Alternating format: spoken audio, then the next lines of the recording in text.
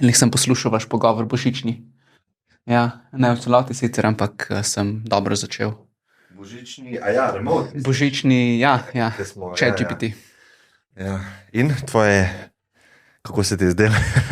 Bluzanje. Ma ni bluzanje, tema mi je bila zanimiva, no, zato sem poslušal, ker sem se tudi jaz pred kratkim zdaj spoznal s tem chatom in me fascinira. A si kaj probil glede svojega področja ga vprašati? Ne, to pa še Ne? ne. Vprašal sem ga čisto testno, par random stvari, ampak sem nekako padel v te vzorce, kakor googlamo, veš. Ja, Neka random vprašanja, ki lahko dobiš samo pač fact kot odgovor. In to ni najbolj uporaben način za uporabo tega orodja, ampak mogoče mi pa kaj pride prav v prihodnje. Moram se malo bolj poglobiti. Ja, sem videl na Twitterju, da so prav glede področja prehrane, a ne, da si v bistvu mu dal neke podatke, pa si mu rekel, da mi naredi meal plan za cel teden, pa lahko malo sortiraš in ti kar naredi tabelco, kaj lahko skopiraš. Tako no, zelo zanimiva stvar, no. To, kar Google ne zmore, a ne. Zaenkrat še ne, ja.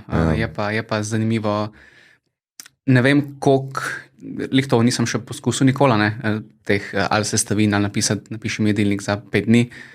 Bi pa bilo smiselno preveriti tudi potem, koliko točno on to zna zračunati v tej fazi, a ne. Ker tukaj podatki lahko odstopajo za precej, če želiš nek točen kalorični izračun jedilnika. Ja, on je v bistvu omejen s svojimi podatki, ki jih ima, ne. Pač, če so tisti napačni ali pa zastareli ali pa ne vem karkoli, ne, pa bo tudi ta output zastarel. Ne. Tako, včasih rečejo pri teh prehranskih analizah, sploh pri meta-analizah, torej če študiraš eno področje, recimo vnos ogljikovih hidratov, kako vpliva na telesno maso, naprimer, ne, in vse študije z tega področja probaš združiti v eno, temu se reče meta-analiza. You put shit in, you get shit out. In to je pač nekaj, kar tudi tukaj bo verjetno veljalo, a ne? V prihodnosti. Ja. Zasledil sem te na Instagramu, v bistvu najprej prek Jesa, ne, ko boš gost ta teden enkrat. Ja, v četrtek. Ja, v četrtek. Pa sem rekel, ok, pokrival sem spanje z eno strokovnjakinjo za spanje, tako kar celostno sva šla čez, ne, po mojem mnenju. Prehrano pa nikola, ne. Pa sem razmišljal, zakaj ne. Pa me zanima tudi tvoj pogled na to področje. Se mi zdi, da v znanosti, saj moj laični pogled na to področje je tako, da ni neke, konstantno se stvari spreminjajo, ampak drastično. Saj ta mnenja, ki jih jaz slišim pa dobivam, ne. Če pogledaš zadnjih 50 let glede prehrane, ne. Dost drugačne so neka priporočila. Res je. Priporočila, ampak spet odvisno, katera priporočila gledamo. Če gledamo priporočila teh večjih ustanov, organizacij in tako naprej, so dokaj podobna med sabo. Če pogledamo Ameriško združenje za prehrano, Evropsko in tako naprej, ni toliko velikih razlik. Zdaj bolj kot pa gremo ozko, recimo, usmerjeno, bolj različna ta priporočila znajo biti. In potem se tudi posamezni strokovnjaki najdejo, ki želijo svoja priporočila oblikovati na podlagi nekih svojih dognanj, svojih pristranskosti velikokrat, in zato so lahko take razlike med priporočilom 1 in priporočilom 2. Ampak če gledamo nekako tako javno zdravstveno priporočila, niso toliko različna, kakor bi si človek mislil. A kaj pa, recimo, najbolj mi pade na pamet tista stvar, ki sem jo jaz kot mlad vedno poslušal, ne? Ali pa, ko smo gledali tisto piramido, ne, prehransko, pa je spodaj so ta žita pa hidrati, ne. A je to še vedno velja? Pa koliko si ti usklajen s tem, ne? Velja, ne vem, čeprav še vedno velja v teh modernejših izvedbah piramide, včasih pa to je bilo povsod. Prav spomnim se, v šoli smo imeli to piramido in spodaj je bil kruh, na največje pa žita, ne. In zdaj jaz tako, vsak se itak sam svojo prehrano ima nek odnos, pa probava, pa vidi, kako se počuti, pa vidi kakšne informacije, ampak to se mi zdi izredno slaba stvar ali pa pot za mene, recimo, no. Pa me zanima tvoj pogled na to, a se ti zdi, da večina ljudi bi lahko pasala v to kategorijo, kjer so žita pa hidrati največji del prehrane? V trenutnih časih ne. Ker kaj se je zgodilo v zadnjih 50-100 letih mogoče? Ljudje smo postali veliko manj fizično aktivni, torej naša poraba energije tekom dneva je manjša, ne. Po drugi strani se je pa povprečni vnos energije, torej vnos kalorij v dnevu, če primerjamo recimo z letom 1960, povečal za nekje okrog 400 v Evropi, do 1000 v Ameriki in tudi v ostalih celinah, državah in tako naprej. To je zelo velik skok. Zdaj pa seštejemo višji vnos energije, nižjo telesno aktivnost. Kaj to pomeni? Ja, vedno več primerov prekomerne telesne mase, debelosti in s tem povezanih zdravstvenih težav. Zdaj, če upoštevamo, da so žita, kruh in tako naprej na tisti prvi stopni piramide, dajmo tega pojesti največ. Za večino ljudi to ne bo najboljši nasvet, bi bilo boljše, če zamenjamo to prvo vrstico s tisto drugo vrstico, kjer sta sadje in zelenjava. Torej, dajmo sadje, zelenjavo spodaj v tisto osnovo, bazo, pa na drugo stopnjo žita, žitne izdelke. To je pa že malo boljše priporočilo. Tudi to ni popolno in tudi to ni za celotno svetovno populacijo, ampak nekako za ta moderni svet bi pa to bilo precej boljše priporočilo. In mislim, da grejo trendi in smernice v to smer počasi. Pa, če glih govoriva o tej tematiki, koliko se stvari mogoče spreminjajo, pa me zanima, odkar si ti študij zaključil, ali pa informacije, ki si tam dobil, koliko so se spreminjale pol po tvojem naknadnem raziskovanju? A si kakšno stvar, ki si jo tam slišal, videl pol, da ni držala na ta način, kot si mislil? Ja, je bilo veliko takih stvari. Biotehniška fakulteta je sicer relativno ok ustanova, ampak prehransko področje je malenkost pomanjkljivo, to se je videlo. Nismo tega toliko videli, dokler smo bili na faksu, potem ko pa začneš delati z ljudmi, pa raziskovati, kaj drugi strokovnjaki z ljudmi delajo, pa kakšne informacije jim delijo. Tam pa vidiš, da je znanje bilo precej omejeno, precej pomanjkljivo in je par stvari bilo drugačnih. Zdaj, katere številne, ne vem, če greva prav v detajle, no, ampak je bilo tega kar veliko. Največ se pa, kakor sem jaz opazil, naučiš vedno potem, ko začneš za ljudmi delati. Na faksu je tega ponavadi precej malo, sploh pri nas. Če pa delaš sam, je pa tega veliko več. Kaj pa tako rečva zdaj tako? No? V zadnjih letih, kaj je bilo mogoče novega na področju prehranjevanja, kar bi lahko izpostavila ali pa kar je zanimivo? Ker se mi zdi, da imamo različne načine pridobivanja hrane, pa hrana je cenejša, pa me tudi zanima, a drži ta mit, da je vedno slabša prehrana, sploh v zahodnem svetu. Tako, malo o glede spremembah na področju prehranjevanja človeške civilizacije, no, to me zanima. Ful je dobra istočnica to, kar si omenil nekje vmes, da je hrana vedno cenejša. To se zdi dokaj nemogoče, kar si rekel, ker pogledam nemogoče v smislu, primerjaš ceno živila X 2 leti nazaj, pa danes je cena višja. Kako lahko hrana potem cenejša, Ampak, če pogledamo pa povprečen prihodek v Sloveniji, pa povprečen odstotek budžeta mesečnega, ki ga ljudje oziroma gospodinstvo nameni za nakup hrane, je pa vedno manjši. Trenutno mislim, da znaša okrog 13-14% mesečnega prihodka. Leta 2000 mislim, da je bil ta odstotek okrog 18. Moja časovna skala je bila še bolj nazaj. Še bolj nazaj, ker včasih so ljudje delali v bistvu skoraj cel dan samo zato, da so se prehranjevali. Tako. In z tega vidika sem mislil, gremo v industrijsko nekako pridobivanje hrane in s tem pač stroški padajo z ekonomijo obsega in z različnimi metodami. Ampak tukaj sigurno prijemo do nekih negativnih eksternalij tega načina pridobivanja hrane. Prva misel, ki jo dobimo takoj, seveda, kako lahko mi torej proizvedemo vedno več hrane, pa da ohranimo kakovost te hrane. To ljudje takoj pomislijo, nekaj ne more štimati, nekaj more iti narobe. Ampak potem pa dajmo na drugi strani upoštevati tudi to, koliko strogo zakonodajo, koliko stroge pravilnike na področju pridelave, predelave, kakovosti, transporta in tako naprej hrane imamo, sploh v Evropski uniji. Vedno več ustanov se s tem ukvarja, vedno bolj strogi pogoji so, če ti sploh želiš začeti proizvajati ali pa pridelovati hrano. In smo tukaj predvsem v dobrih rokah. Mogoče je to v Evropi. V Evropi. Ja. In tudi USA, recimo, da dokaj lahko vem, da dovolijo ena barvila, ki so v Evropi prepovedane. Tam je malo bolj liberalno. Evropska unija je precej konzervativna, kar se tega tiče, tudi glede gensko spremenjenih organizmov. Pri nas je to trenutno še vse nedovoljeno, ampak mislim, da se bo počasi tudi tukaj liberaliziralo, če je to beseda sploh. Evropa, Avstralija sta torej, kar se tiče zakonikov, standardov najbolj napredni, najbolj strogi in najbolj ostri pri teh zadevah. Tako da kakovost hrane je trenutno pri nas precej visoka.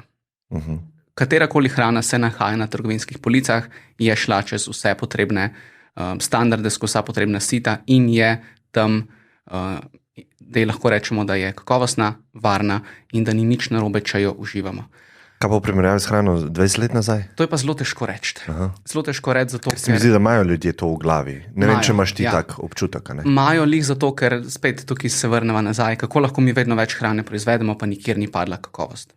A misliš, da je to edini razlog, ne? Da ljudje razmišljajo, pada cena hrane, zato je verjetno nekakovostna. Ali razmišljajo bolj v tem smislu, recimo včasih si imel kmete, pa so predelovali neko zelenjavo, ne?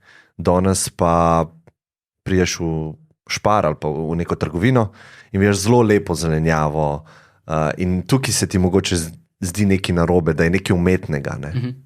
Okay. A lahko to kaj pokomentirava? Lahko, dajva probati. Čak ti dan sam bližje. Okay. Komentar tega bi bil...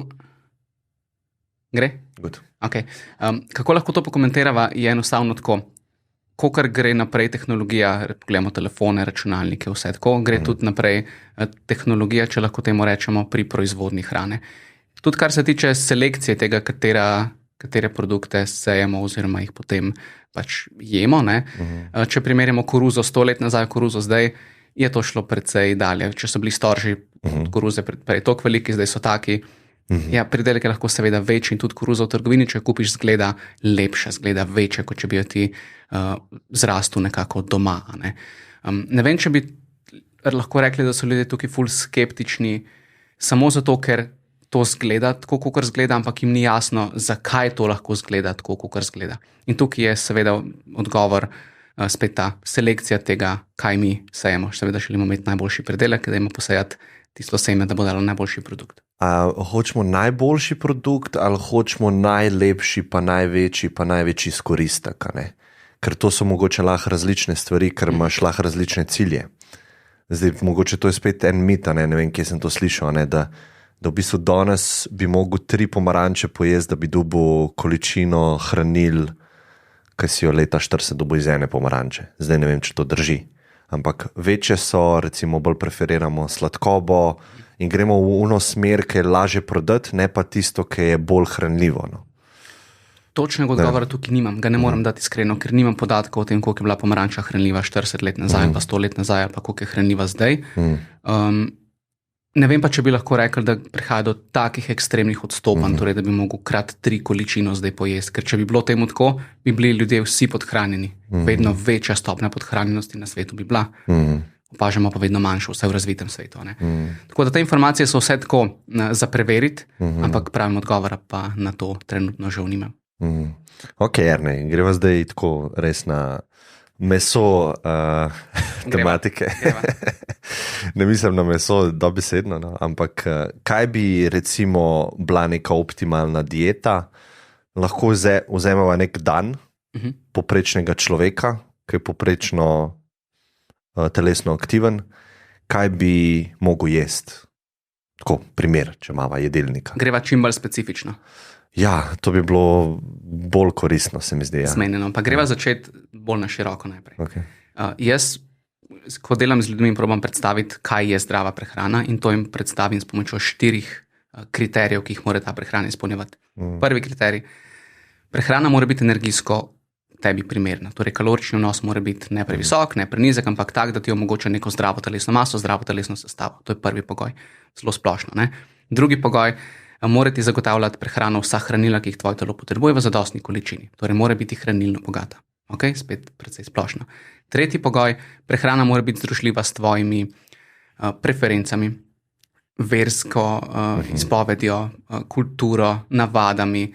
Mora biti lokalno ti tudi dostopna, ker ne moreš pač pričakovati, da boš celo leto jedel vse skozi enako, če je nekaj sezonsko, nekaj pa ne. Mora ti tudi biti finančno dostopna, to moramo upoštevati. In pa 4. pogoj, prehrana ti mora biti všeč. Znotraj teh 4 pogojev si pa zdaj lahko predstavljaš, da lahko rečemo, da je najlažje doseči zdravo prehrano, če izbiramo izmed vseh živil, ki so nam na voljo. Da izbiramo tako, prej smo se pogovarjali, sadje, zelenjavo, stročnice, žitarice, tudi kaj mesa, rib, jajca, mleko, mlečne izdelke. Večji nabor živil, kot imamo, večjo verjetnost imamo, da bo naša prehrana kakovostna. Bolj kot začnemo mi rezati stran posamezne živila, posamezne skupine živil, večje možnosti imamo, da naša prehrana ne bo optimalna. Večina ljudi pa misli, ne, tudi k meni, ko pridajo ljudje, prije nekdo na prehransko svetovanje, Jernej, zdaj mi pa ti povej, kaj moram nehati jesti. Človek, umiri se. Dajva rajš pogledati, kaj ti lahko ješ, pa kako ti to zdaj porcionirati v neke obroke, v nekih primernih količinah, da se potem lahko res pogovarjamo o zdravi prehrani. Torej, dajmo izbirati izmed vseh živil, dajmo upoštevati svoje približne energijske potrebe, kar je na pamet zelo težko vedeti, ampak ok, spremljamo svojo telesno maso, pa nikjer iti v nek konkreten prehranski ekstrem, da bomo rekli, zdaj pa bomo imeli prehrano, kjer ne jemo niti mesa, niti sadje, niti žitaric, niti stročnic, kaj ti potem ostane. In tudi tukaj se mi zdi, da se ljudje imajo radi ekstreme pri prehrani. Ne vem točno zakaj, ampak kakor da se želijo postaviti v neko pleme. Želijo imeti pripadnost nekemu plemenu. Jaz sem pa zdaj nekdo, ki ne je tega in lahko si rečem vegetarijanec, vegan, mesojedec, presnojedec, kakorkoli. Seveda, če ti uspe na ta način imeti zdrav prehrano, super. Ampak redkim res takole na pamet to uspe, ponavadi rabijo neko konkretno strokovno pomoč. Koliko pa se ti zdi smiselno, da se osredotočamo na to, kar so naši predniki jedli? Koliko se ti zdi logična ta način razmišljanja, kad dosti ljudi reče, ok, mi smo evolucijsko smo se razvili v določenih pogojih z določeno prehrano in logično potem je naš sistem najbolj prilagojen temu tipu hrane. Ker to doskrat slišim. Ne? Zdaj, kako so naši predniki jedli, to je v bistvu prvo vprašanje. Ne? Drugo vprašanje je pa, koliko je smiselno to posnemati. Ok, dve zelo smiselni vprašanji. Prvo, lahko na njega odgovorim, naši predniki so jedli tisto, kar so imeli, ker drugače niso preživeli. Ja? Kaj so imeli? Odvisno. Po zimi niso imeli veliko. Ja. Včasih so en mesec jedli nič mogoče ali pa zelo malo. Ne? Poleti so pa imeli mogoče nič. Skoraj nič. Ja. Veš, kaj so bile kaj je bila prehrana? Odvisno od tega, kje je nekdo živel. Ne vem, v toplejšem okolju so imeli na voljo skozi celo leto različna semena, koreninice, mogoče so ujeli kako žival, pa so tisto pojedali, pa tako naprej. Torej, res so bili bolj oportunisti, kot karkoli drugega. Če gledamo res, ne vem, 50 000 let nazaj. Ne. Zdaj, ko se je začela seveda ta kmetijska revolucija in tako naprej, so začeli gojiti svoje rastline, vzrejati svoje živali in takrat so imeli malenkost večjo sigurnost pri hrani. Ampak še vedno so jedli tisto, kar je bilo na tistem geografskem območju pač možno. Ne. Nekdo, ki je živel na severu, Švedska, na pamet današnja Švedska, zelo verjetno ni jedel zelo veliko sadja, ker ga pač ni bilo veliko, razen kakšna jagoda, ki je tam zrasla. Ne. Nekdo okrog ekvatorja se je pa sadje lahko pač privoščil, ker ga je imel. Ne. In že v zgodovini smo ljudje, odvisno od tega, kje smo živeli, jedli različne stvari. In zelo težko govorimo o tem, da je telo nekoga bilo prilagojeno na sadje, telo nekoga drugega pa ne. Telo je pač samo veselo, če lahko neko hrano dobi in jo potem proba s temi sistemi, ki jih ima, enostavno izkoristiti. Kaj pa neki ekstremi, recimo eskimi, ker v bistvu jejo samo meso, že ful tisoč in tisoče let, a nimajo drugačnega sistema, recimo, če bi jaz šel na to prehrano, zdaj bi verjetno imel težave in oni obratno, ne? Tako. Imel bi precej hude težave, oni so genetsko tudi malenkost prilagojeni in tako prehrano, ja. Ampak pri njih gre za neko mutacijo, ki je pač posledica preživetja. Torej, preživeli so tisti, ki so to mutacijo imeli in zato lahko so svoj genetski material prenašali naprej in tako se je ta mutacija potem ohranila in še vedno ostaja. Je pa res tako, marsikdo vzame eskime kot primer, ja, ampak oni pa lahko jejo samo meso. Ja, ampak jih zelo veliko umre pri 45 letih. Imajo pač kardiovaskularne probleme, ampak o tem se pač ne govori. Imajo, ja. Imajo veliko. Ja. Oni veliko nasičenih maščob pač pojejo iz raznih masnih tjulnov in tako naprej in to pač se pozna. Če bi ti jedel na tak način 5 let, 10 let, ok, ne bi bilo prevelike panike. Če si ti celo življenje izpostavljen tej dieti, Pri 40-50 letih so lahko težave hude. Vedno moramo gledati prehrano kot neko tako na dolgi rok časovnico, ne na roku enega leta. Eno leto prehrano v bistvu ne pomeni veliko. 40 let pa.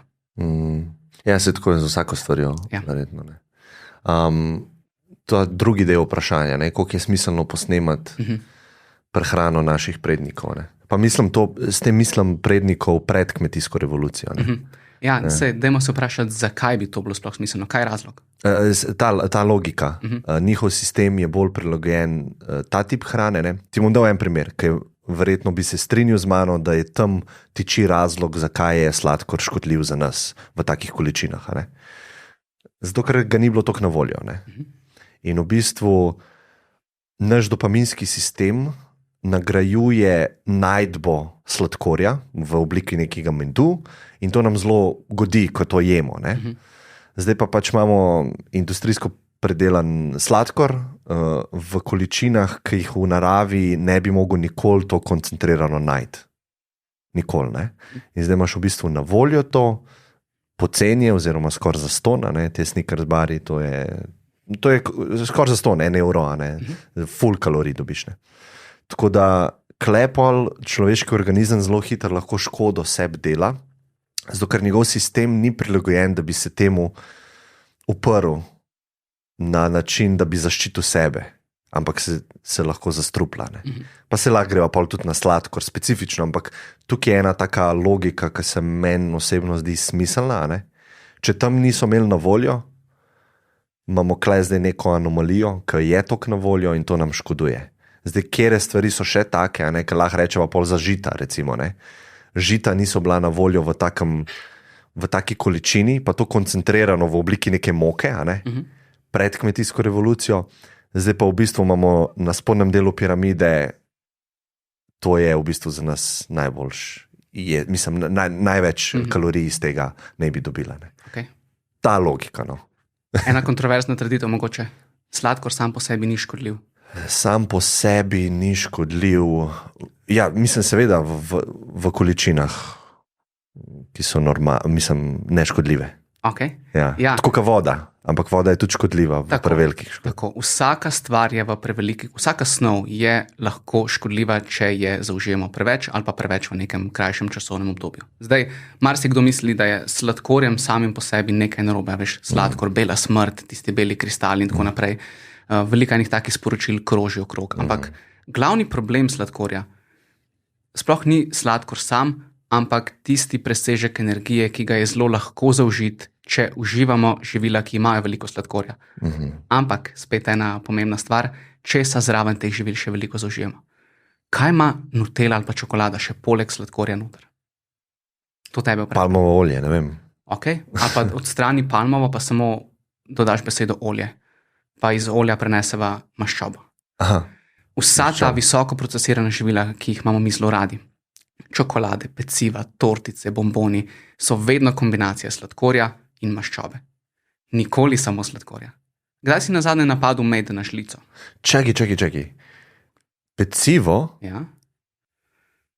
je kombinacija v veliki meri sladkorja pa hidratov. Mislim, hidrata, maščobe, ima not pecivo. Putrček. Aha, putrček, ok.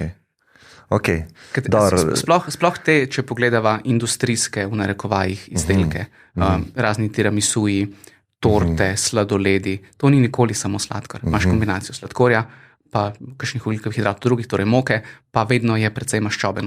Okay. Zato je to tako slastno. Sladkor sam po sebi je dolg čas. Sladkor na žlico ali pa med na žlico. Kaj pa vem, no, nihče ni prav velik fan. Ne. Nutella na drugi strani. Vzameš teglo, žlico in akcija. Kombinacija sladkorja pa maščobo ne v narekovajih v naravi sploh ne obstaja v živilu. Nije. Imaš samo čist vir sladkorja ali pa čist vir maščobe. Mi smo pa to združili in to je pa za naš dopaminski sistem veliko bolj privlačno kot sam sladkor. Ampak spet tukaj se zdaj vrnemo nazaj. Zakaj mi zdaj tega pojemo toliko, oziroma koliko je to v naši prehrani problematično? V naši prehrani v zmerni količini tudi ta živila niso noben problem. Jaz zagovarjam to, da lahko poprečno zdrav človek poje vsak dan neko sladko živilo, neko sladkarijo ali pa tako naprej in še vedno hranja perfektno zdravje, perfektno zdravo prehrano, ni s tem popolnoma nič narobe. Je pa seveda problem v tem, da povprečen človek ne zna omejiti na normalno količino teh živil.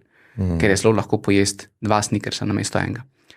Zelo lahko je vzeti 100-gramsko milko, pa pojesti pol ali pa kar celo, ker sem jo polovico že pojedel. Ne. Ta količina je ponavadi tisti problem, ne pa sama ta živila sama po sebi. In tukaj ljudje pogosto napačno to dojemajo. Ne. Ja, ne, mlečna čokolada, to je strup. Ja, pa oni bomboni, to so strup. Sami po sebi ne. V neki sliki celostne prehrane, pa če z njimi vnašaš energijski presežek, kar zelo hitro narediš, je pa to lahko precej hitro vodi v povišano telesno maso in s tem zdravju škodljive zadeve. Ja, pa kombinacija odvisnosti v povezavi s tem. Ne? Se pravi, imaš neko živilo, ki je dosti hitro greš čez mejo nekih normalnih količin, plus zasvoljivo je. Ne? In sladkor ima neko tako karakteristiko tega, ne? Z dopaminskimi receptorji, ki ti streljajo. Ne? Čeprav bi vsem šel na tisto nazaj, ker si rekel, kombinacija je problem. Ne? Kaj pa pri recimo sladkih pijačah? Ne? Tam ni maščobe verjetno not. Ni, tam je samo čisto sladko. Coca-Cola je tudi za veliko ljudi lahko recimo dnevna doza. Aktivnost. Ne? Je. Tukaj bi se vrnil nazaj, ko sem omenil zasvojenost s hrano. Jaz sem tukaj zelo previden pri uporabi te besede in tudi znanost ni še čist sigurna, a sploh lahko karakterizira to kot zasvojenost ali je to nekaj drugega. Ker če upoštevamo, mislim, če pogledamo tako, ne, imaš tobak pa alkohol, od obeh stvari si lahko zasvojen. Ne. Če ti alkoholiku vzameš alkohol, ima lahko določene težave, ampak če alkohol neha uživati, je njegova zasvojenost načeloma ozdravljena, on lahko brez tega funkcionira naprej. Dajmo zdaj predpostavljati, da je nekdo zasvojen s hrano. Vzemi njemu hrano, kaj se zgodi? Določen tip hrane. Okay. Ja. Sladkor recimo. Sladkor, ja. Spet, a veš, nekaj, kar je esencialno za preživetje, sladkor to je, a ne sicer lih iz Snickers ali pa kakorkoli, ampak ogljikovi hidrati so esencialni za preživetje. A se res lahko pogovarjamo o zasvojenosti? Jaz bi rekel ja. Recimo, rekel bi ja, zato ker takrat, ko organizem ve, da sebi škodi, pa vseeno dela eno aktivnost, takrat gremo v področje odvisnosti od nečesa. Ne? Zdaj, jaz sem lahko odvisen, ta argument sem ene parkrat slišal, a pa smo vsi odvisni od vode. Ne? Mislim, voda ti ne škoduje v teh količinah, ki jo mi zauživamo. Ne? Tako da jaz tukaj ne bi rekel, ker rabim vodo, a ne pa bi delal povezavo z sladkorjem. Ne? Ampak ljudje se zavedajo, da te količine škodijo, ampak se ne morejo upreti. Isto je z alkoholom, isto je s heroinom. Ne? Tako da jaz bi sladkor dal osebno v podobno, ne bi ga toliko ločil od teh ostalih substanc, ne? Ker rekel si tudi, da je potrebna, ne? Ampak ne vem, jaz ne vidim tega tako. No? Ker imaš ljudi, ali pa lahko si predstavljam enega človeka, ki ne je 5 let sladkih stvari, pa procesiranega sladkorja. On je bolj zdrav od človeka, ki je sladkor. A ne, tako da tega, ki pa je na heroinu, pa ne morava dati te, a ne. Ja. Mislim, isto lahko rečeva, ne, za nekoga. Ne. Res je. Mogoče sem se malo narobe izrazil prej. Ne, da je sladkor tak, da ga uživamo esencialno za preživetje, ampak ogljikovi hidrati kot taki, ne, so za naše telo nekaj, brez česar ne moramo iti. Naši možgani brez ogljikovih hidratov ne funkcionirajo.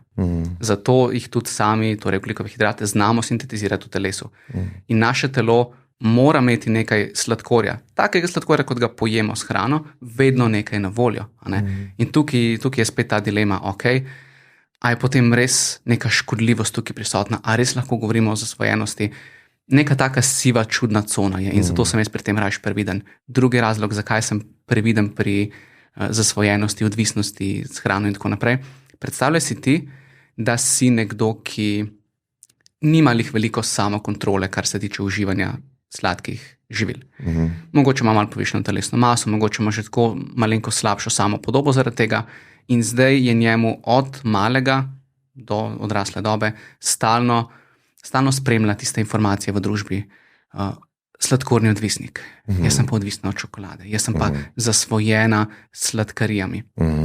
Ti to ponavljaš dovolj časa in ti to začneš verjeti. Tebi je še težje potem vzpostaviti nek tak zdrav odnos do hrane in si na nek zdrav način omejiti tista živila, ki jih v prehrani imaš, ker sam sebi začneš verjeti, da brez tega ne moreš. In tukaj imamo težavo. V praksi se to zelo pogosto vidi namreč. Res, ok. Ja. Ful mi je zanimiv, če rečeva, recimo, imamo alkoholika, ki gre na zdravljenje, ne? In veva, kaj je prvi korak na zdravljenju, ne? Je, da prizna, da je zasvojen. Brez tega priznanja, najprej samo sebi, v primeru alkohola še drugima, ne? Se mi zdi, da je to zelo pomemben korak. Ne? Zdaj pa si ne predstavljam, če imaš ti neko težavo, da bi ti škodoval to, da priznaš, da imaš težavo, če jo res imaš. Ne? Se pravi, kako bi ti resnica lahko tukaj škodovala. Ne? Tukaj mi ni, ne vidim tega linka. Ne? Da je mogoče boljše, saj tako sem razumel, boljše, da tudi če si zasvojen, da ne verjameš temu, da si zasvojen. Da boš lažje rešil to težavo. Ne? Tega ne vidim skoraj na nobenem področju življenja. Ne? In se mi zdi, da pri sladkorju, pa me zanima tudi tvoj vidik, da ne vem, da delamo zelo čudno stvar z nekim spet, ne, toksinom v določenih količinah. Ne. Sladkane pijače, otroci so na temu, mislim, dobijo sladkarijo vsakič, ko nekdo pride na obisk. Ne. Mislim, to so po moje abnormalne količine sladkorja za človeški organizem. Ne. Zdaj, zanima me tvoj vidik z vidika sam kaloričnega vnosa, ker sva se sam tega dotikala. Kaj so pa še drugi vidiki, ne? A veš, kako vpliva na inzulin, kaj ta vpliv na inzulin povzroča na druge stvari v telesu, zakaj je toksin v določenih količinah, ne? Kaj v bistvu dela jetroma. Tako lahko greva malo na področje sladkorja. No? Greva. Začel bi tukaj, ker si omenil sladkor, toksin v neki količini. Jaz ne vem, če imam prave podatke, ampak mislim, da količina sladkorja, od katere je škodljiv, torej, koliko sladkorja bi mogli pojesti, da bi bil akutno toksičen za nas, ne vem, če ga sploh lahko fizično toliko pojemo. Tako da ne vem, kaj pomeni akutno toksičen? Akutno, torej takoj, da ima takojšen učinek, da je zate strupen, da tvoje jedra ne more več handlati in tako naprej. Se pravi, da greš že v področje, da je nevarno za naše zdravje. Okay, ampak kaj pa vse prej, ne, da ti v bistvu sam škoduje? Ne? Ampak lih to, kaj sploh je glavni, na kakšen način je sladkor lahko škodljiv? Je kronično povišan vnos energije, torej kalorij. Okay. To je tista glavna stvar, zaradi katere je sladkor toliko na tej blacklisti, recimo, ne, zakaj se proti njemu malenkost borimo oziroma želimo njegovo vsebnost v prehrani zmanjšati. Ne zato, ker bi sam po sebi bil strup, toksin, kot si omenil tudi v večjih količinah, ne, ampak ta dolgoročni presežek energije, ki ga lahko zagotavlja. Če ima nekdo vsak dan v prehrani 500 kalorij presežka iz sladkorja oziroma iz živil, ki vseboj veliko sladkorja in se on začne potem rediti, ne, pridobiva telesna maščoba okrog notranjih organov, posledično inzulinska rezistenca lahko pride zraven. Potem on lahko razvije recimo sladkorno bolezen in še ostala stanja, ki so tukaj pridružena, ampak ne prav zaradi sladkorja, ampak zaradi energijskega presežka, ki je vodilo v preveliko zamaščenost. Tam se pa začne potem kaskada dogodkov, ki pa imajo številne negativne učinke na zdravje.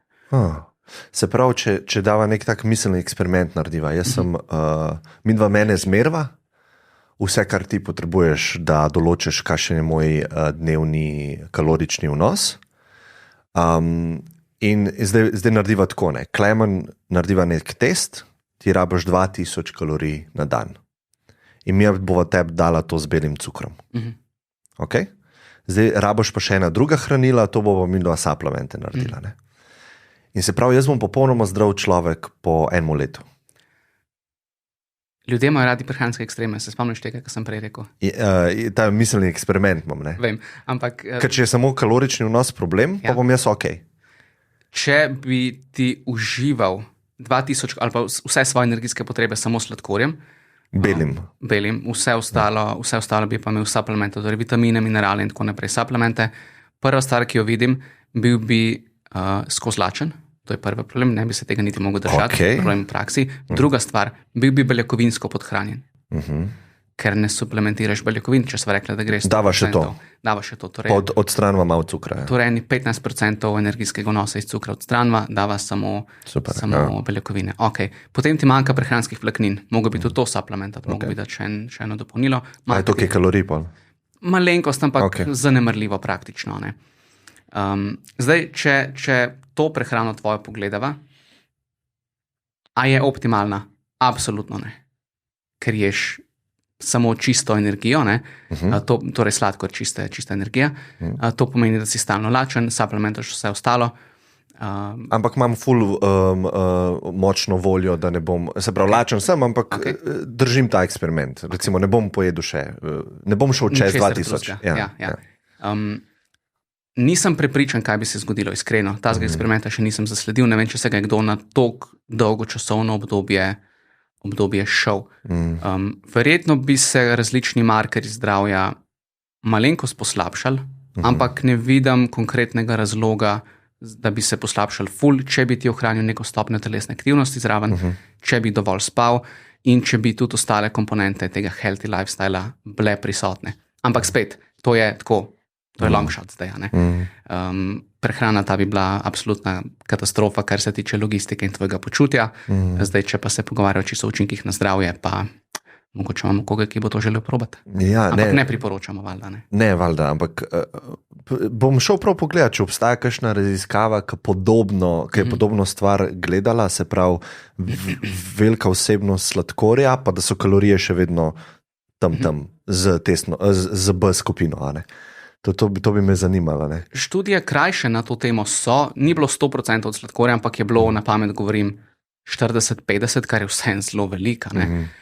Pa so spremljali telesno sestavo, telesno maso, neke take splošne markerje. Vem, recimo po enem mesecu, 2 mesecih ni očitnih razlik. Ja, zanimivo. Tako da pravim, pri sladkorju glavni razlog za to, da v prehrani ni zaželeno v velikih količinah, je to, iz kje mi ta sladkor dobimo. Ker niso ti sladkori v medu, pa v tem, ko si damo kavico, glavni vir v naši prehrani, ampak so bolj snickersi, tortice, peciva in tako naprej. Se pravi, tista kombinacija. In to je tudi kalorično zelo gosto, lahko ful hitro. Se si predstavljaš, 100 gramov milke, 550 kalorij. Ni tako težko 100 gramov milke pojesti, ne? Za 550 kalorij imaš ti konkretno nasitno kosilo, ki ste nasiti za 3 ure, 4 ure, milka te nasiti za 1 urco. In potem moraš še jesti, ful je lahko vnesti presežek. Ja, zanimivo, ful mi je to zanimivo, sploh ta debata, ki jo imava. Kaj pa ta vpliv na inzulin sladkorja? Lahko malo to opiševa, kaj se zgodi? Pa to me zanima, kaj si rekel, da bi jaz bil lačen. Zakaj bi bil lačen? Tako čist, kaj se zgodi v telesu? Zakaj bi bil lačen, najprej na to odgovorim. Za 2000 kalorij sladkorja bi mogel pojesti 500 gramov sladkorja. Je 2000 kalorij. Pol kile, ja. To ni toliko velik, ne. Volumsko gledano hrane za pojesti nič posebenega in tvoje telo tega sploh ne bi zaznalo kot veliko količino hrane, ker nima nobenega volumna v želodcu, da se raztegne. Tvoj prebavni trakt sploh ne rabi veliko delati, ker to se takoj absorbira. To stopi se in gre v kri. Ja. In tvoji sitostni sistemi pač bi bili čist nedotaknjeni praktično, ne? In zato bi ti bil stalno lačen. Zdaj, kar se tiče pa inzulina, je pa tudi ena pomembna stvar, ki jo pogosto slišimo, ko se o prehrani na internetu recimo pogovarjamo oziroma poslušamo. Inzulin se pogosto predstavi kot nekaj slabega. Torej, dvig inzulina v krvi je nekaj, kar je zate slabo, probaš se temu čim bolj izogibati oziroma da se ti ne dvigne prevečkrat oziroma preveč. Ampak dajmo si spet pogledati, koliko je to relevantna skrb za povprečnega zdravega posameznika, ki nima sladkorne bolezni ali pa ki nima tiste inzulinske rezistence. Dvig inzulina v krvi po zaužitem obroku, ki vsebuje ogljikove hidrate, je nekaj normalnega. Temu se ne moramo izogniti. Če jemo hidrate. Če jemo hidrate, ja. Imamo tudi diete, ki se proti temu borijo. Ne? Res je, ampak tudi če jemo mi beljakovine, se bo inzulin v krvi dvignil, ker tudi inzulin pomaga transportirati tudi aminokisline v naše celice, tako da dajmo to tukaj pustiti. Ampak dvig inzulina v krvi je normalen proces, brez katerega življenja praktično ni. In pri zdravih posameznikih to ni absolutno noben problem, če se dogaja redno na dnevni ravni nekajkrat. Ker ljudje tak nekajkrat dnevno jemo. Ne? A veš, pri komu se pa inzulin v krvi normalno ne dviga? Sladkornim bolnikom. Tako je. Ja. To pa ni normalno stanje. To pa je stanje, ki pač rabi zunanjo pomoč v obliki šota inzulina. Ne? In ljudje, ki nimajo inzulinskega odziva, so sladkorni bolniki tipa 1.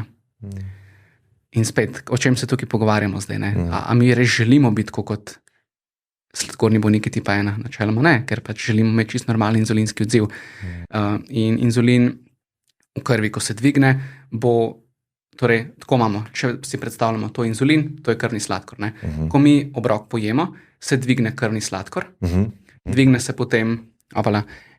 potem tudi inzulin v krvi in potem krvni sladkor pade. In potem se spusti tudi nivo inzulina v krvi. In to stalno niha čez dan, ko mi jemo, ko vmes se pustimo oziroma ko ne jemo, je neko nihanje povsem normalno. Zdaj, kje tukaj lahko nastane problem? Če imamo mi energijsko preveč bogato prehrano, torej kalorično jemo preveč, zraven nismo telesno aktivni, je pa recimo nivo našega krvnega sladkorja stalno povišan, nivo inzulina tudi stalno povišan, pa najpomembnejša stvar, ki je tukaj zraven prisotna, naše tkiva postanejo počasi rezistentna, odporna na inzulin. Torej, tudi če se tebi sladkor dvigne, pa se ti dvigne inzulin v krvi, tvoje tkiva tega inzulina ne zaznajo tako dobro in tudi sladkor v krvi ostane povišan. Tukaj se pa začnemo pogovarjati o tem, čemu rečemo diabetes ali pa preddiabetes, če stanje še ni tako slabo. Ne? Tukaj pa nastane težava in takrat ti izgubiš to sposobnost reguliranja krvnega sladkorja. In še en misconception, ki ga ljudje pogosto imajo. Sladkor povzroča sladkorno bolezen. Ne. Tudi povišen krvni sladkor ni vzrok za sladkorno bolezen. Povišen krvni sladkor je posledica sladkorne bolezni. Da vemo, kaj je bilo prej, kura ali jajce. Se pravi, slabše delovanje trebušne slinavke ali kako? Niti ne nujno slabše delovanje trebušne slinavke na začetku, ker kot sem rekel, prej ti imaš inzulina v krvi lahko dovolj, samo tvoja tkiva, tvoji receptori inzulina ne zaznajo tako dobro, da bi lahko tisto glukozo, ti sladkor iz krvi prenesli v za to potrebna tkiva. Seveda pa potem lahko tudi se upočasni delovanje trebušne slinavke, ki potem začne propadati, ampak deva ne iti pregloboko. Ok, če greva zdaj od sladkorja na koliko se pravi, ful sva poudarila ta kalorični vnos dnevni. Zdaj me pa zanima, kako je to dobro razdeliti, ne? Ker včasih smo poslušali dobro imeti 5 obrokov, čim več obrokov pomal, ne? Danes poslušamo druge ekstreme, 1 obrok recimo na dan, intermittent fasting, ne? A lahko to poveš, kaj je v bistvu znanstveno najbolj priporočljivo delati? Okay. Jaz bom se vrnil nazaj na tisto, kar sem povedal že prej. Ljudje imajo radi prehranske ekstreme. In ljudje se tudi radi dajo v skupino, jaz pa zdaj delam XY karkoli. 1 obrok na dan, 8 obrokov na dan, to sta mogoče 2 ekstrema, lahko jo tako imenujemo. Ne? Za nekoga mogoče res super dela 1 obrok na dan, ampak takih ljudi ni lih veliko. Kaj pa bi mogel vedeti, da si ti v tej skupini? Pa kaj se takrat zgodi? Jaz v tej skupini nisem. Ne. Jaz zaužijem nekje 4 do 5 obrokov na dan poprečno. Ne zato, ker bi bilo to edino prav, ampak to meni odgovarja. To odgovarja mojemu življenjskemu slogu, mojim energijskim potrebam in mi omogoča, da sem popolnoma zdrav, kar mi je super. Ne. Za nekoga, ki nima časa pojesti 5 obrokov na dan, so verjetno bolj 4 obroki, mogoče 2. 1 obrok na dan je pa prvo fizično že težko to hrane pojesti, da ti ohranjaš neko zdravo telesno maso, da telesu daš vsa hranila. 2000 kalorij bi mogel pojesti, ne? 2000 kalorij bi mogel pojesti nekdo, ki ima manjše energijske potrebe od mene. Pa jaz nisem zelo velik model, ne? Za nekoga, ki je tvojih dimenzij 3000. Probi spraviti 3000 kalorij dol v 1 obroku. Lahko. Ampak spet pogledava, če želiš pa ti pojesti 3000 kalorij iz polnovrednih živil, ne iz meka, je pa to logistična nočna mora. Ja. Volumen je velik. Volumen je težava velika. Ne vem, pol kile brokolija, 200 gramov riža, suhe mase, 300 gramov govedine, je komad. Tako da, ja, če nekomu to sede, pa da mu omogoča zdrave, dobro počutje, valjda go for it.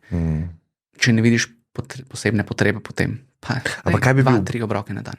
Kaj bi bil benefit recimo tega, če je nekdo sposoben v en obrok ali pa v 2 dati, pa recimo, če greva na to področje intermittent fastinga, ki se zadnja leta, se ne vem, če so leta, ampak ja, zadnje čase zelo propagira, kot ful dobro je za longevity, celice se spucajo, ljudje imajo čist, govorijo o tem, da imajo boljši fokus, takrat, ko ne presnavljajo hrane, ne. Tako, kaj bi bili benefiti tega, če je možno recimo spraviti zadostno količino kalorij v neko okno? Z 2 obrokoma na dan to načeloma gre, ali pa če se prehranjuješ, ne vem, 6-8 ur v dnevu, komot vneseš vse potrebno, kar tvoje telo potrebuje v zadost veliki količini. In tukaj sploh ni panike. Zdaj, kar se tiče benefitov, glavni benefit, ki ga tudi znanost trenutno proba predstaviti. A bo še kave? Hvala, sem cool. Glavni benefit je to, da če ti intermittent fasting, prekinitveno postenje, omogoča to, da ti reduciraš svoj energijski vnos, ki ga imaš trenutno, in ti s tem omogoča izgubiti telesno maso, super. Delaj potem to, če ti to omogoča, da se ti spustiš na tisto zdravo, normalno telesno maso in da potem to vzdržuješ. To je glavna prednost, ki jo trenutno imamo. Mogoče tudi, kar se tiče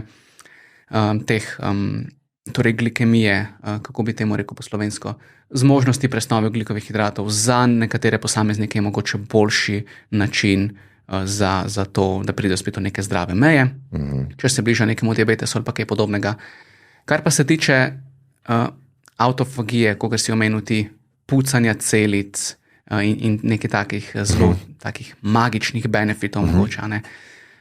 Intermittent fasting ti pomaga živeti dlje, če si kvasna celica ali pa glodalec, ne če si človek. V laboratorijskih pogojih, na kvasovkah in na miših to res podaljša življenje, ampak mi se tukaj zdaj pogovarjamo o tem, a mi živimo v laboratorijskih popolnih pogojih, pa nam nekdo vse nosi, pa servira, pa ne rabimo biti močni, pa imeti neke zdrave, normalne telesne mase, ali želimo biti ljudje v resničnem svetu, ki želimo biti tudi malenkost močni, odporni na bolezni, ker smo boleznim skozi izpostavljeni,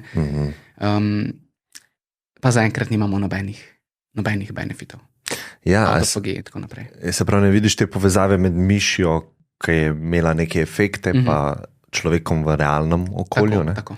A si videl tisto, to je čisto en tak intermezzo, pred kratkim sem zasledil nek tak, je bila celo neka taka teorija zarote, da vse te miši, ki smo jih mi za laboratorijske pogoje vzrejali, so v nekih aspektih ful drugačne od miši v naravi, in to bi lahko vplivalo na vse te študije, ki smo jih delali zadnjih 50 let. In to je točno to, kar si ti zdaj omenil, malo druga plat je tega, da ne moreš prenesti tega, kar se zgodi laboratorijski miši človeku, ker tiste miši nisi mogel prenesti tega na miši, ki so v naravi.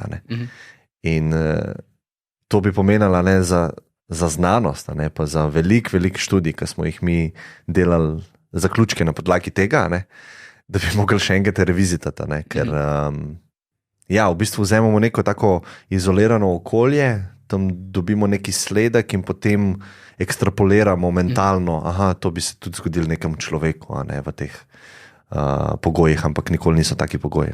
Nisem slišal za to teorijo, ampak če lahko iz tega se nekaj naučiva ali pa potegnemo eno temo naprej, nikoli ni dobro sklepati iz živalskih ali pa modelnih študij, kaj bi se pa zgodilo človeku in se kar na pamet zmisli. Če to velja za miš, velja tudi za človeka. In tudi, zakaj so te modelni organizmi toliko koristni lahko, je zato, ker v njih lahko ti odkriješ nekaj, mogoče mehanizem, mogoče en potencialni učinek delovanja, pa si potem ti zasveti žarnica, pa si znanstveniki rečejo, kaj pa to zdaj res pomeni za človeka? Oni ne rečejo, to pa tudi velja za človeka. Gremo zdaj mi vzeti ta mehanizem, ki smo se ga naučili iz miši, podgane, muhe, karkoli, probati ustvariti še potencialni mehanizem oziroma si zamisliti mehanizem, a to tudi v človeku deluje in potem probamo nekaj študij narediti na človeškem modelu, da lahko vidimo potem, a to sploh velja za nas ali ne.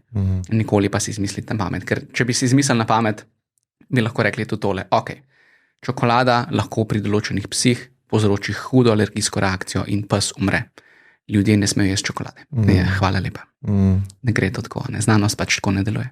Ja. Kaj bi pa rekel za intermittent fasting? Glede na to, da ga sam ne prakticiraš, a ne? Pol ne priporočaš svojim klientom. Jaz svojim klientom ne priporočam nobenega posebnega načina prehranjevanja, da rečem, to pej delati ali pa tega ne delati. Jaz probam prilagoditi prehrano posamezniku tako, da rečem, ok, take pa take zahteve ti imaš, take so tvoje potrebe, bilo bi fajn, da to nekako pokriješ. Zdaj, kdaj ti te obroke ješ? Koliko obrokov ješ? Meni je vseeno. Če se deva zmeniti za 3 obroke, cool, probi ti v 3 obrokih to vse noter prenesti.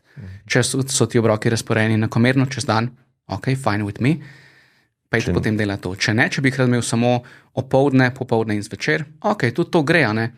Samo če tebi to odgovarja, če ne, pač deva najti nekaj drugega. Ker ljudje podcenjujejo, koliko je pomembno prehrano prilagoditi lifestylu, ne pa lifestyle prehrani. Intermittent fasting se marsikomu zdi ful dobro. Wow, vsi benefiti, ful mal časa v dnevu namenim hrani, ampak potem pa pride tisti začetni, tista doba privajanja, recimo, pa se oni zjutraj zbudijo, pa so ob 6 bili navajeni zajtrk, po 10 malcu, zdaj pa tega kar naenkrat ni. Oh, fuck. Prvi obrok šele ob 12. Meni to ni všeč. Jaz se tega nočem imeti. Meni potencialni benefiti ne odtehtajo vsega, kar izgubim, torej zajtrk in malica, zato se intermittent fastinga nočem imeti. Tako da, dajmo o tem razmišljati tudi, ko zbiramo načine prehrane. Ne?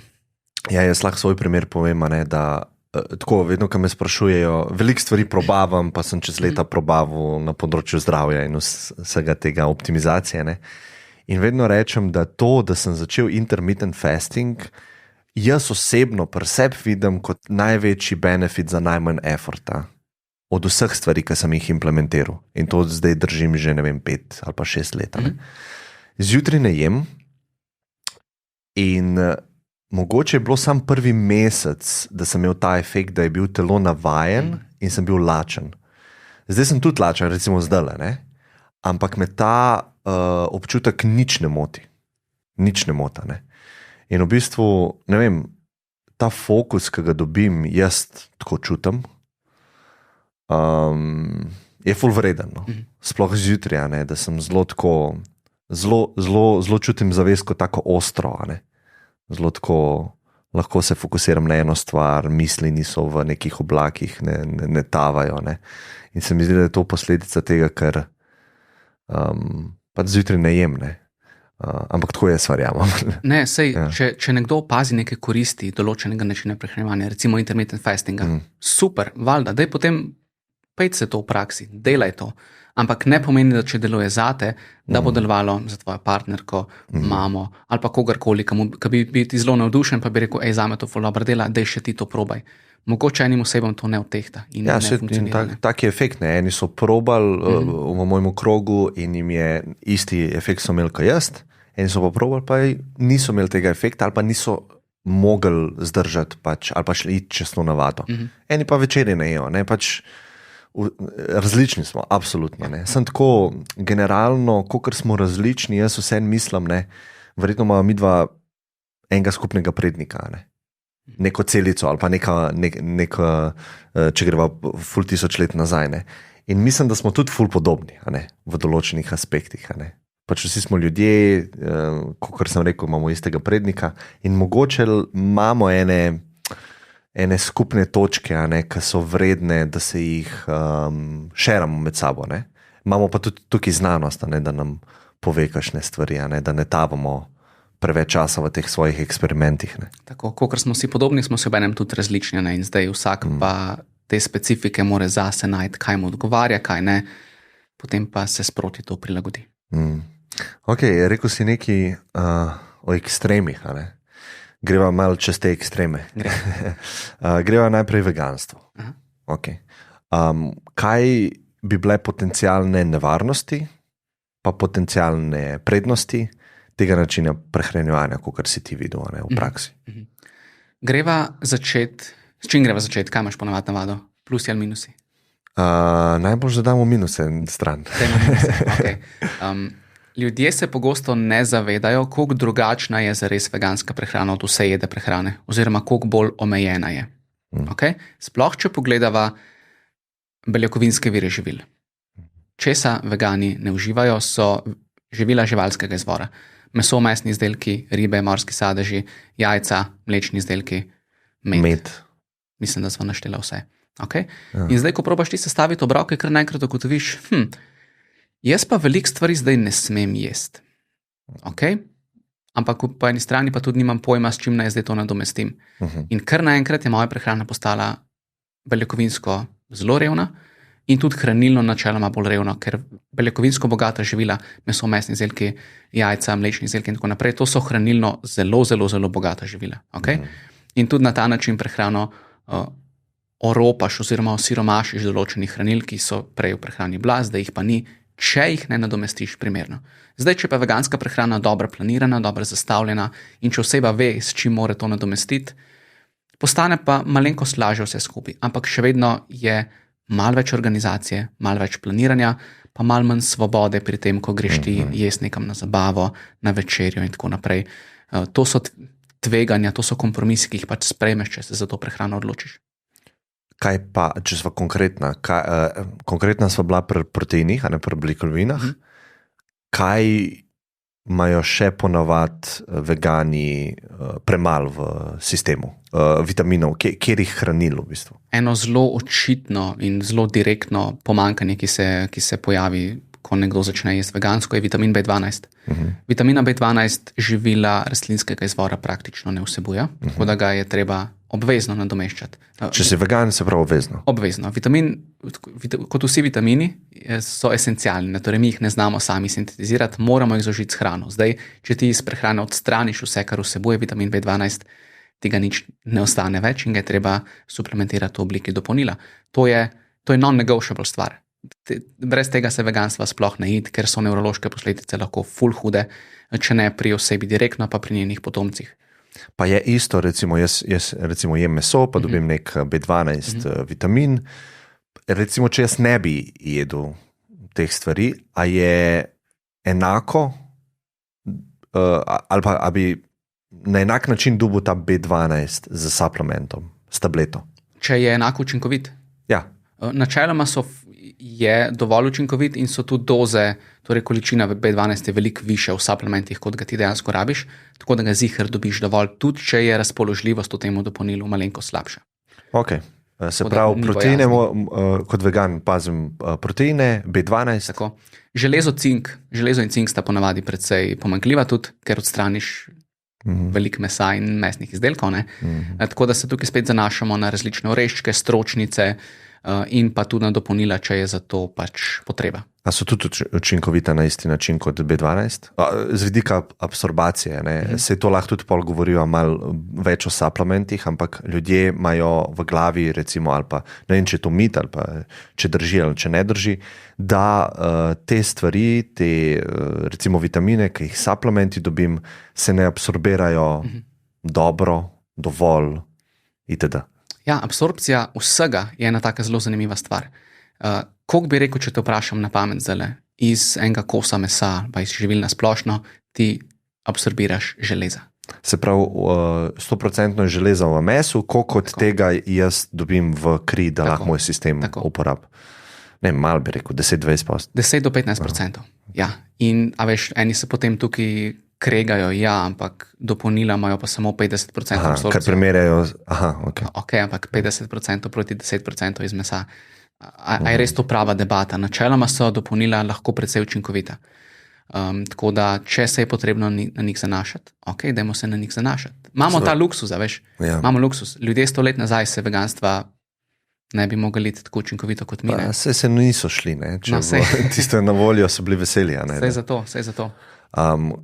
Se pravi, železo, cink, ok, suplementam tudi, ne? Pa tretja, četrta stvar, se nisem ziher, so pa še omega-3 maščobe, sploh te dolgoverižne omega-3. Tiste, ki jih dobimo iz rib. rib in morskih sadežev. Tudi tega vegani enostavno prehrani nimajo, razen če uživajo veliko morskih alg. Morske alge so pač itak osnovni vir omega-3 tudi za ribe in ko riba algo poje, dobi omega-3, nimajo riba, ker sama po sebi. Okay.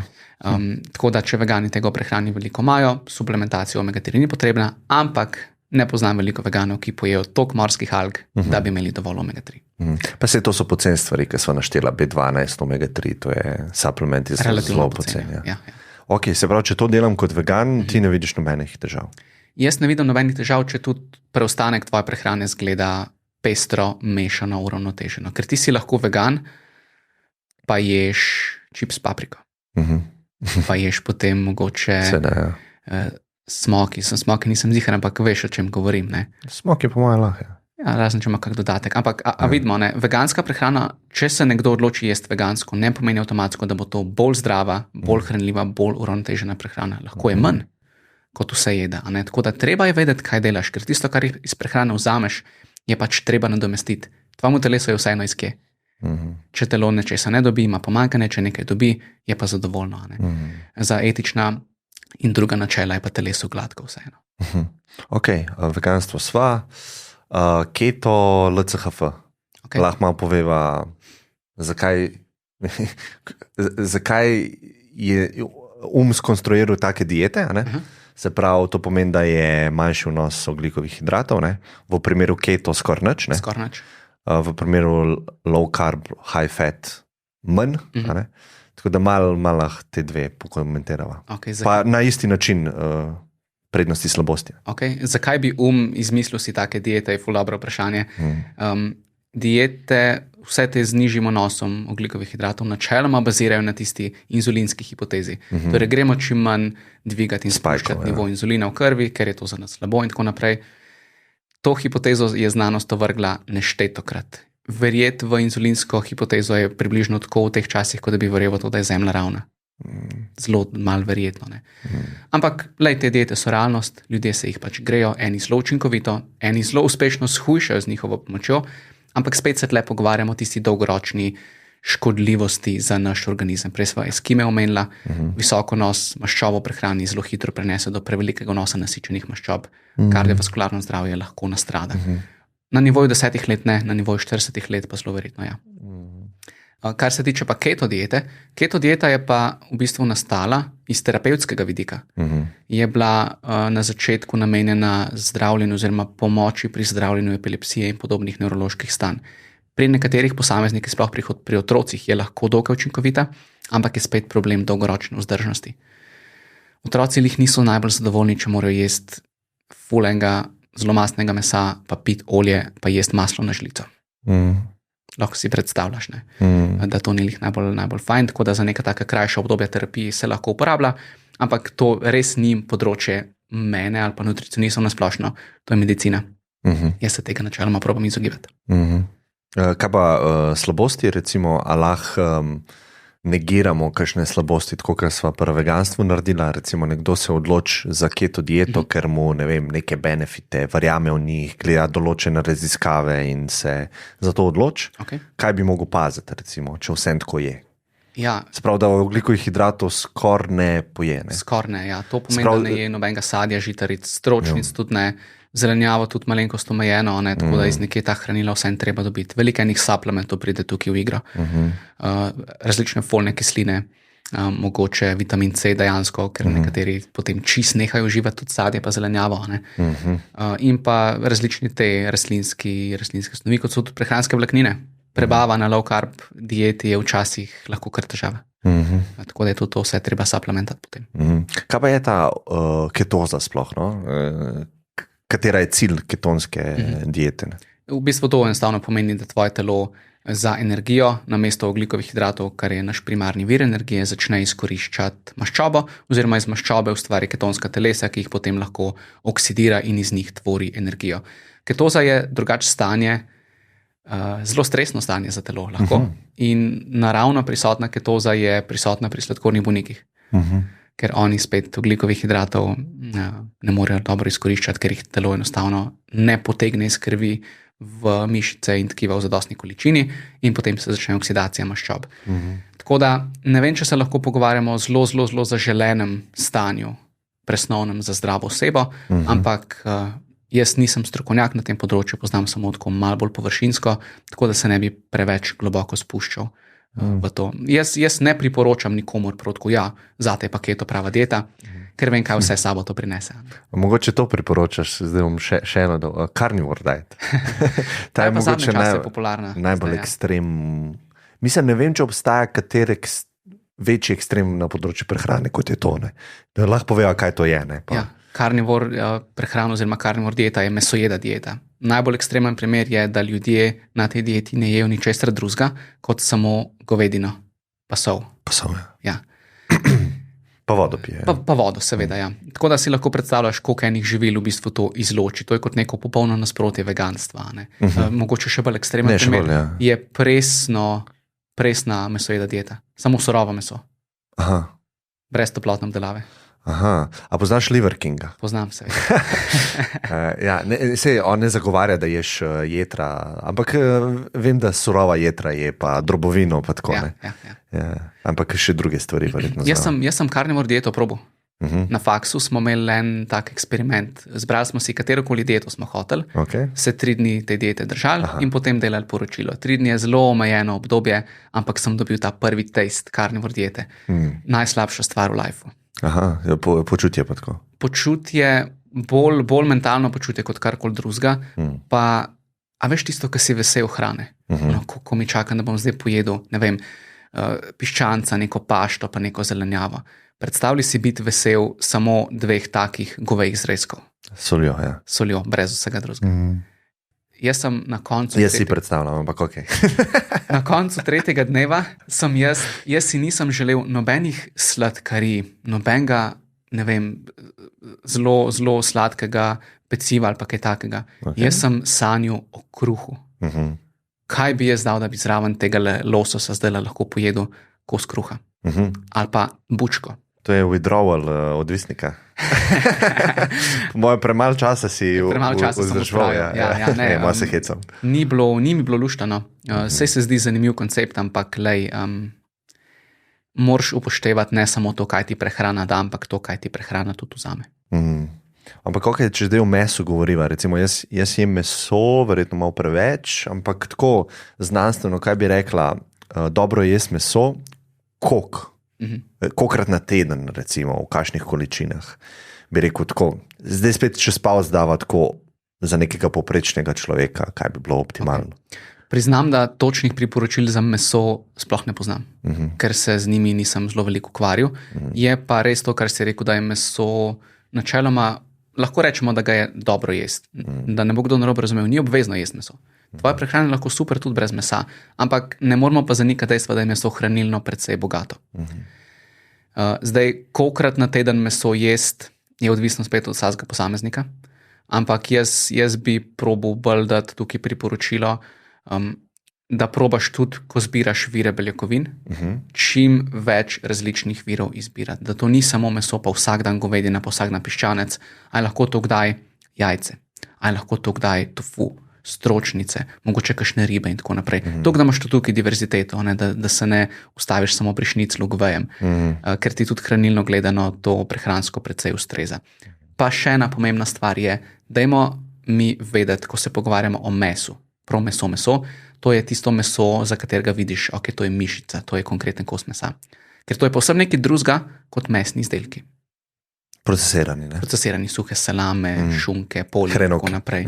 Tako. Tisto sicer je osnova meso, ampak ni to samo meso. Ponavadi so tisti izdelki ful bolj masni, kalorično gledano zelo visoki in hranilno gledano bolj revni, ker je manjši odstotek mesa, večji odstotek maščobe in spet zgubiš določen odstotek hranil tukaj noter.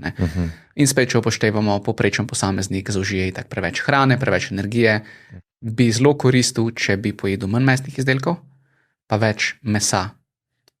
Še večje koristi bi pa imel, če bi se tukaj zanašal tudi na kakšne rastlinske vire beljakovin, tofu, stročnice in tako naprej. Aha, tofu je ti super, izdelka. Ja. Ja, Ker tudi tukaj en mit obstaja glede soje, da je v bistvu mogoče ena slabših poljščin oziroma stvari, ki jih jemo. Ne? In to je tudi eno tako opozorilo, ki jo dobijo vegetarijanci pa vegani, da se ne zanašajo na te nadomestke sojo preveč, ker lahko ful preveč soje poješ. Ne vem zakaj, ampak lahko malo to pokomentiraš. Glavne skrbi tukaj so prva, ki jo jaz vidim pri potrošnikih, še vedno vprašanje, ampak soja je gensko spremenjena, torej GSO, zakaj bi mi potem to jedli?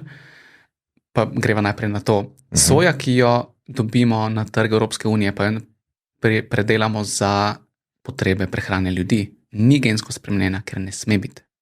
Prej sva rekla, da Evropska unija še ne dovoljuje gensko spremenjenih organizmov v naši prehranski verigi, torej tega ni. Je pa res, da gensko spremenjeno sojo ponavadi krmijo živalim, torej za krmo živali se uporablja. Ne bi začel zdaj mogoče tematike gensko spremenjenih organizmov, da ne zalutava preveč. Ne, jaz pa bi, ker bi moje bilo treba razložiti, kaj to sploh je.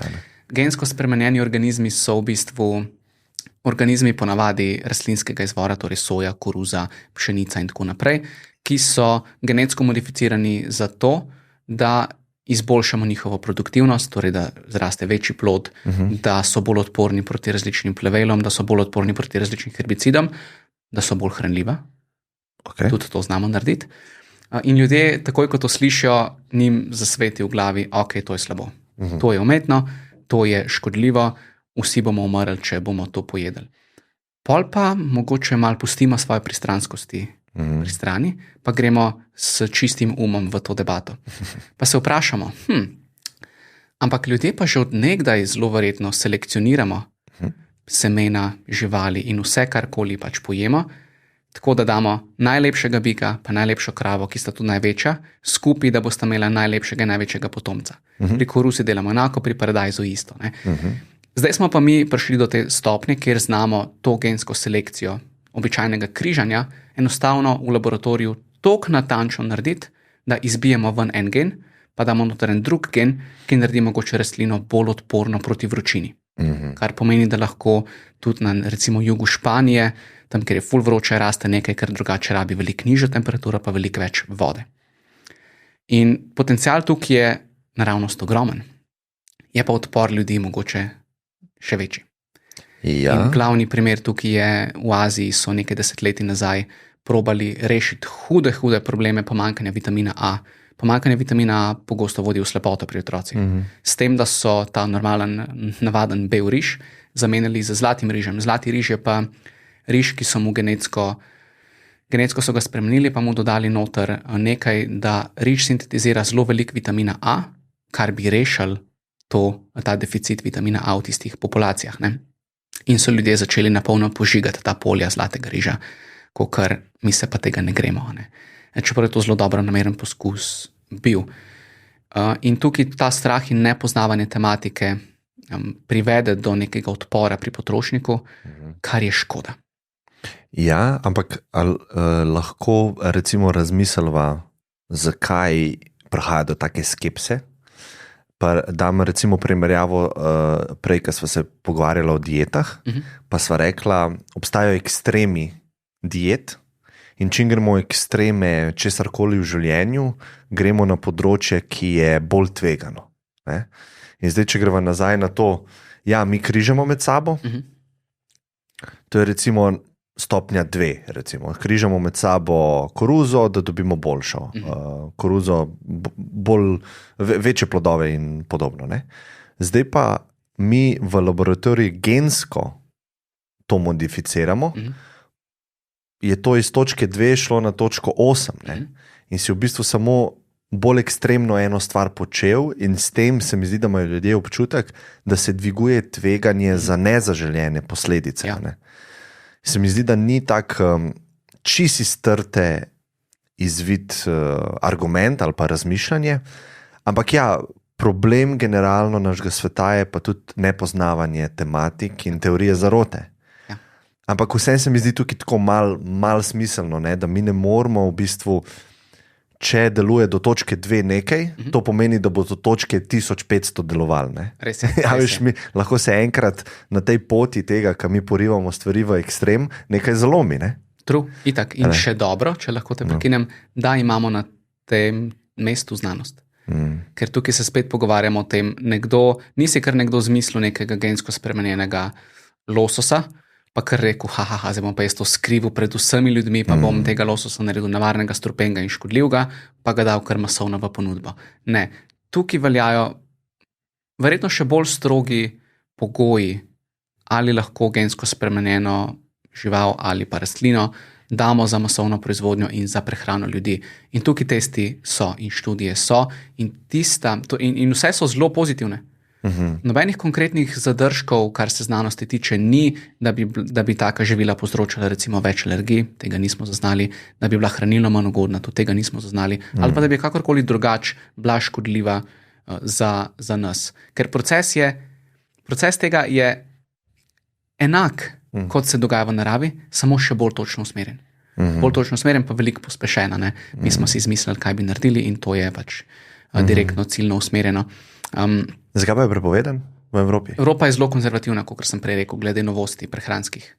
Ampak očitno neki strokovnjaki, ki svetujejo tem zakonodajalcem, so jim verjetno svetovali, da mogoče še nimamo dovolj podatkov. Ja, mislim, da je to trenuten argument. Torej, absolutna masa podatkov, ki jih zaenkrat imamo, še ni prišla do te mere varnosti in zaupanja, da bi lahko rekli, ok, sprostimo trg. V Ameriki je to že, mislim, da je 7 gensko spremenjenih organizmov že na policah. Losos je bil prvi. Kaj je v bistvu pri lososu so naredili? Nisem prepričan, ampak mogoče so ga kaj obogatili z vitaminom A, čeprav je že kar naravno bogat, ampak ne vem. Pa mogoče je šlo tudi kaj v to smer, da je bolj odporen na okolje, da recimo bolj preživi, da zraste večji in da je tudi letina potem lahko večja. Ta genska modifikacija organizma me ful spominja na 4G proti 5G omrežje. Strah, nezaupanje, ok, se to prinaša neki koristi, ampak kaj pa, če bojo zdaj meni naštimali anteno na hišo, pa bo ta antena v mene sevala, pa bom umrl prezgodaj. Ampak spet tukaj podatke imamo, da je to varno, da je zakonito, da je vse ok, smo sprejeli, zdaj to normalno funkcionira in nikogar več ne skrbi. In jaz mislim, da ljudi še skrbi, samo manj tega vidimo in slišimo. Ta teorija zarote zdaj ni v ospredju, so druge, ampak absolutno obstaja. In jaz mislim, da bo tudi pri gensko modificiranih organizmih prišlo do postopnega sprejemanja teh novosti. Jaz absolutno podpiram, da se še vedno izvaja vse potrebne varnostne ukrepe, vse potrebne preventive, vse potrebne študije, da res vidimo, ali je to varno ali ni varno, pa da potem, ko vidimo, ok, smo 99,nekaj% prepričani, da je to super, damo to na trg, ker verjetno bo to prihodnost. Se absolutno strinjam in lahko bi tudi malo midva zafilozofirala, kako vidiš v prihodnosti predelavo hrane, ne, pa kaj bi bilo vse možno. Ampak tako, veš, kaj dostikrat skeptiki dajo za primer, ne? Se spomniš v 60-ih ali pa v 70-ih, ali pa mogoče še malo prej, ne? Tobačna industrija. Ne? V bistvu, kako so imeli podkupljene, dobesedno podkupljene zdravnike, ki so celo priporočali, da je dobro za čiščenje pljuč in dihalnega trakta kajenje. Ne? Ok, vedno lahko vzameš en primer, pa ekstrapoliraš, to je tako kot to je pač samo en primer, ni nujno, da je vse na ta način, ampak se mi zdi, da ljudje vidijo današnji svet, v katerem živimo, ki je izredno kompleksen in bazira dost na ekonomskem ali pa kapitalističnem sistemu s korporacijami, ki imajo glavni motiv ali pa cilj profit. Ne? In tukaj pride do te skepse, se pravi, nekdo bo s tem GMO-ji, kako se reče po slovensko, GSO-ji, izredno več profita bo imel. Ne vem pa, a bo ta profit, če bom jaz plačeval svojim zdravjem, ne? ker vem, da ta korporacija nima mojega zdravja na prvem mestu. Mogoče ga ima na tretjem mestu, ampak samo zaradi tega, ker če bi uničeval zdravje, bi to pomenil nižji profit na dolgi rok. Ne? In tukaj ima folk skepso, ne? Ker živimo v takem svetu, ki je to doskrat v ospredju, Ja. In so skeptični. Ne? Ja. In neka mera skepticizma tukaj je ziher dobrodošla in dobra, a ne? Ker to pomeni, da če nekoga tukaj, ne vem, mene ali pa tebe to skrbi, ker sva normalna smrtnika, verjetno to skrbi tudi nekoga, ki tem podjetju oziroma tej firmi piše standarde, piše pravila in jih zato piše, da tista firma ne postane toliko močna, da bi lahko delala vse, kar hoče v bistvu. Ne? Ja, človek bi lahko rekel, tega, ki piše pravila, lahko podjetja podkupijo. Človek bi to res lahko rekel. Ja. To zelo verjetno se še vedno dogaja. Ne vem, ne znam pokazati s prstom, kje pa kdo, ampak... Samo lobiranje je pač... Lobiranje je prisotno, ja. Temu se verjetno nikoli ne bomo mogli izogniti. Dokler je tako, kot je. Ja, ok. Malo sva šla na to področje gensko spremenjenih organizmov. Ostala sva pa dietah? Soja, mislim, da sva prek soje zašla. Ja. A nisva karnivor? Aha, soja, ja. Vprašanje je bilo, torej ljudje še vedno dobivajo ful pomislekov, da ne smejo jesti soje, če grejo na vegetarijansko prehrano. In zdaj bom spet povedal nek čist kontraargument. Imamo veliko podatkov iz znanstvenih študij, tudi takih malo bolj dolgoročnih, da bi marsikdo ful koristil, če bi pojedel manj mesa pa mesnih izdelkov, pa del teh mesnin zamenil z sojnimi izdelki. Tofuji, seitan in tako naprej. Seitan ni sojni izdelek, pardon, tempeh je sojni izdelek. Zakaj? Prvo, kar se tiče energijskega vnosa, energijski vnos je manjši. Če ti ful suhe salame manj poješ, pa poješ več tofuja, kalorijsko prešparaš, imaš manj nasičenih maščob, kar je za kardiovaskularno zdravje super. In tretja stvar, sojni fitosteroli, torej to so neki sojni snovi v soji, ki imajo lahko zelo koristen fitoestrogeni, imajo lahko zelo koristen učinek na naše zdravje. In tukaj spet nekoga skrbijo, ampak estrogen, ženski spolni hormon, zakaj bi mi zdaj to jedli, ni to tako, da bojo potem man boobs mi zrastali, to je velikrat skrb pri ljudeh. V nekih takih normalnih zmernih količinah soje, sojnih izdelkov se to ne more zgoditi. A kaj je to normalno? Normalno bom rekel, ne vem, vsak dan neka porcija soje. A res? Ja. Ampak govorimo o porciji soje, ne da popiješ liter. Zdaj si kar veliko pokazal. Ja, ne da popiješ liter pa pol sojnega napitka, pa poješ cel blok tofuja, tam bi mogoče lahko vplivalo kaj negativno, pa še to pri večini ljudi ne. Tako da tukaj smo lahko precej varni. To zdaj ne pomeni, da je to propaganda tofu industrije in tako naprej, ampak govorimo samo o tem, kar zaenkrat vemo. Veš, kaj so ostala? Sem se spomnil, kolikokrat na teden meso? Ja, se res. In sem jaz rekel, da nimam točnih priporočil in točnih številk. Ne. Ampak vsak dan je preveč? Odvisno spet, katero meso, pa kakšen del prehrane tebi to predstavlja. Ne. Če je to res, da spet greva ekstremen primer, zjutraj 100 gramov piščančjih prsi v sendviču, popoldne 300 gramov nekega govejega mesa, pa potem zvečer še 100 gramov pršuta. Ok, že vnos soli tukaj zna biti ful visok, pa je mogoče malo tumača. Potem pa gledava še, če poješ veliko mesnih izdelkov, je noter tudi veliko enih snovi, ki jim rečemo nitriti, in tudi oni niso najbolj ugodni za zdravje, če je tega spet preveč. Kaj je to? Nitrit je en konzervans, ki se ga uporablja za mesne izdelke, torej za različne hrenovke, salame, šunke in tako naprej. Je tehnološko gledano zelo uporaben. Fascinantna stvar. Okay? Mikrobiološko zavaruje ta živila, potem omogoči lepo barvo živilom, torej da postanejo rožnata, da ostanejo rožnata, ne pa da postanejo sivo, ker meso pač... To ne vem, če je ljudem všeč, kar si rekel. Rožnata barva jim je zelo všeč. Im je, ampak to, da uporabljamo nekaj, da izgleda boljše. Seveda. Uporaba aditivov v prehrani je neizogibna trenutno. Ne? In pa tretja stvar, tudi kar se tiče okusa, je pripomore nekaj k okusu tem izdelkom ta nitrit, ampak ima pa določena tveganja sploh pri ljudeh, ki teh izdelkov pojejo ful velik. Če si ti skozi na salamah, paštetah in tako naprej, malo več soje, pa malo manj teh salam.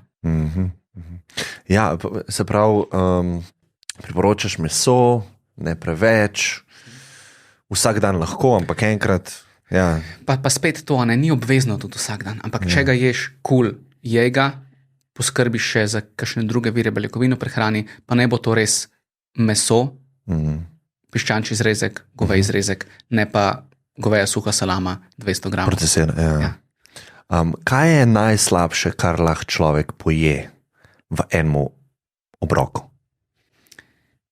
Kako naj ti na tole zdaj? Se pravi, jaz bi zdaj hotel najslabši možen obrok imeti. Okay. Kako bi izgledal ta obrok? Okay. Najslabši za zdravje, ne za okus. Jaz na prehrano gledam tako in to tudi učim vse ljudi in probam to sporočilo prenesti. Slaba živila sama po sebi ne obstajajo, ker je vse odvisno od tega, kako tvoja celotna prehrana izgleda. A veš, nihče ni postal debel, pa ne zdrav od enega burgerja, nihče ni shujšal, pa postal zdrav od ene solate. In je tudi tukaj treba gledati na prehrano v celi sliki, dolgoročno, ker posamezno živilo pa posamezen obrok ni nikoli dober ali pa slab, ker ne obstaja v izolaciji. Ok, bomo malo challenge to. Prosim. Se pravi, zdaj imamo tukaj skledo teh gumi črvov, kaj so te? Haribo. To imava pa za prilogo dam Bobby palčke. Okay. Pol na drugi strani imam pa brokoli, malo bučkinga pireja, pa recimo en piščančja prsa pečena, pa zraven solato. Pa recimo, da naredim tako, da je isto kalorij. Verjetno bi se strinjal z mano, da lahko rečeva, da je en obrok boljši, izolirano od drugega. Seveda. Če primerjava prvi obrok, ki si ga naštel, Haribo s prilogo Bobby palček, pa drugi obrok je polnovreden obrok.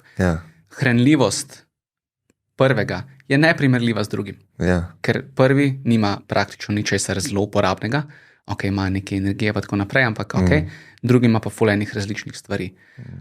Ampak, zdaj pa jaz dam tebi spet challenge. Če bi ti enkrat na mesec pojedel tak obrok, skleda gumi črvov z prilogo Bobby palčk, se tebi na zdravju tvojem dolgoročno, čez 10 let, nič ne bi poznalo. To se strinjam. Absolutno nič. Ampak nič dobrega pa nisem naredil s tem obrokom. Ampak tudi nič slabega nisi naredil s tem obrokom. Ne strinjam se.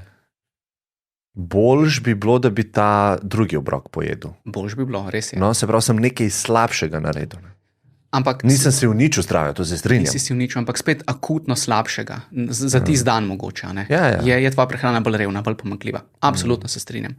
Je pa res, da en tak dan, če postava na področje enega meseca, ne bo pomenil nič. Če tvoja prehrana overall bolj zgleda v smeri tistega drugega obroka, ki si ga naštel. Ja. A veš, to je tisto. In jaz tukaj zagovarjam princip 80-20.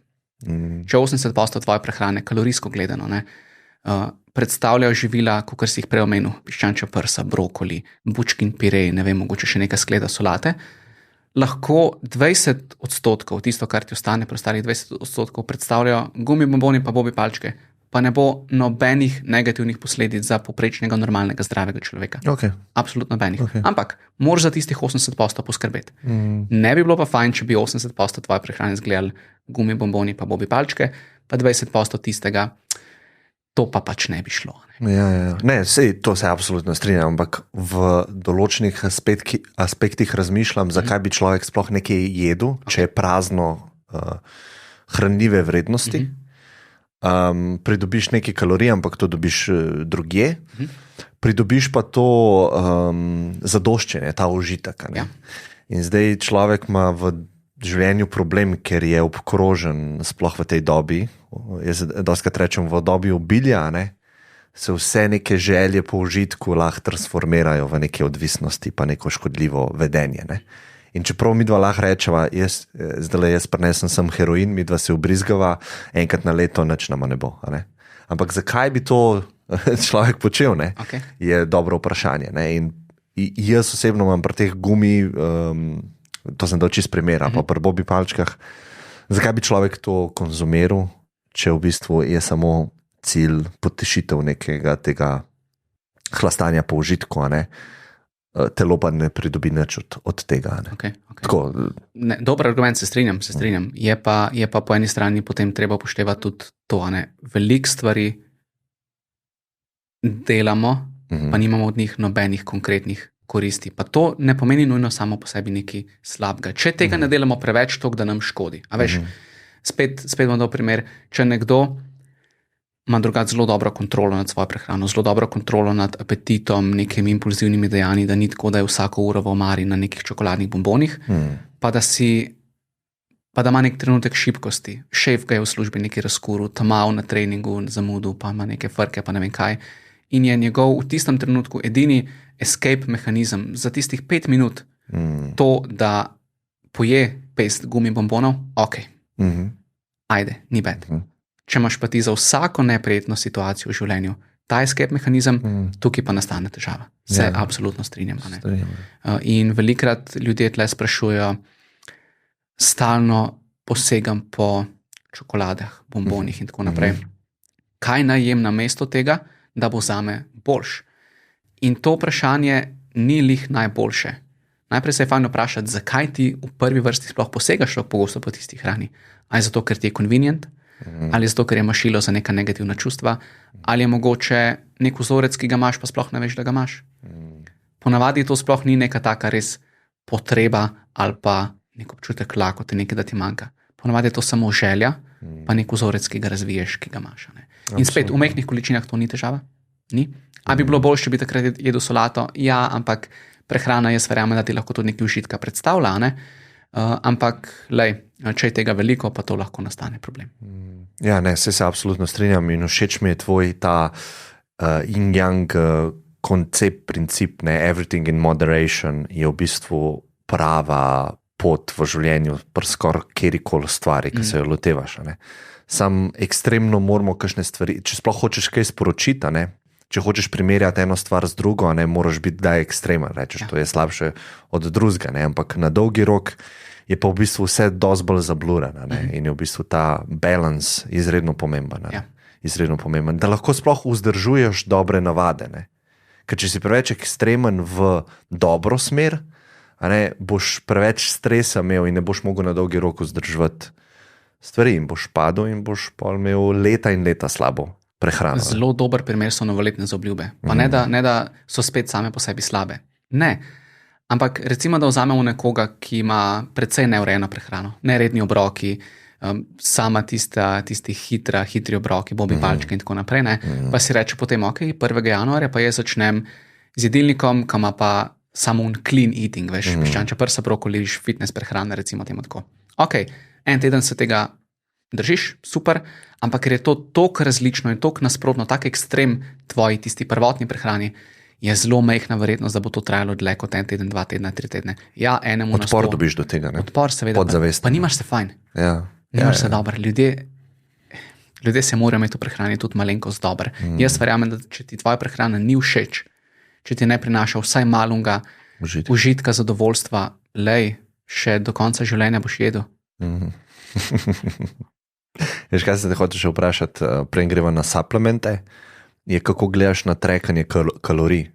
Se pravi, dosti si dal poudarka na kalorični vnos.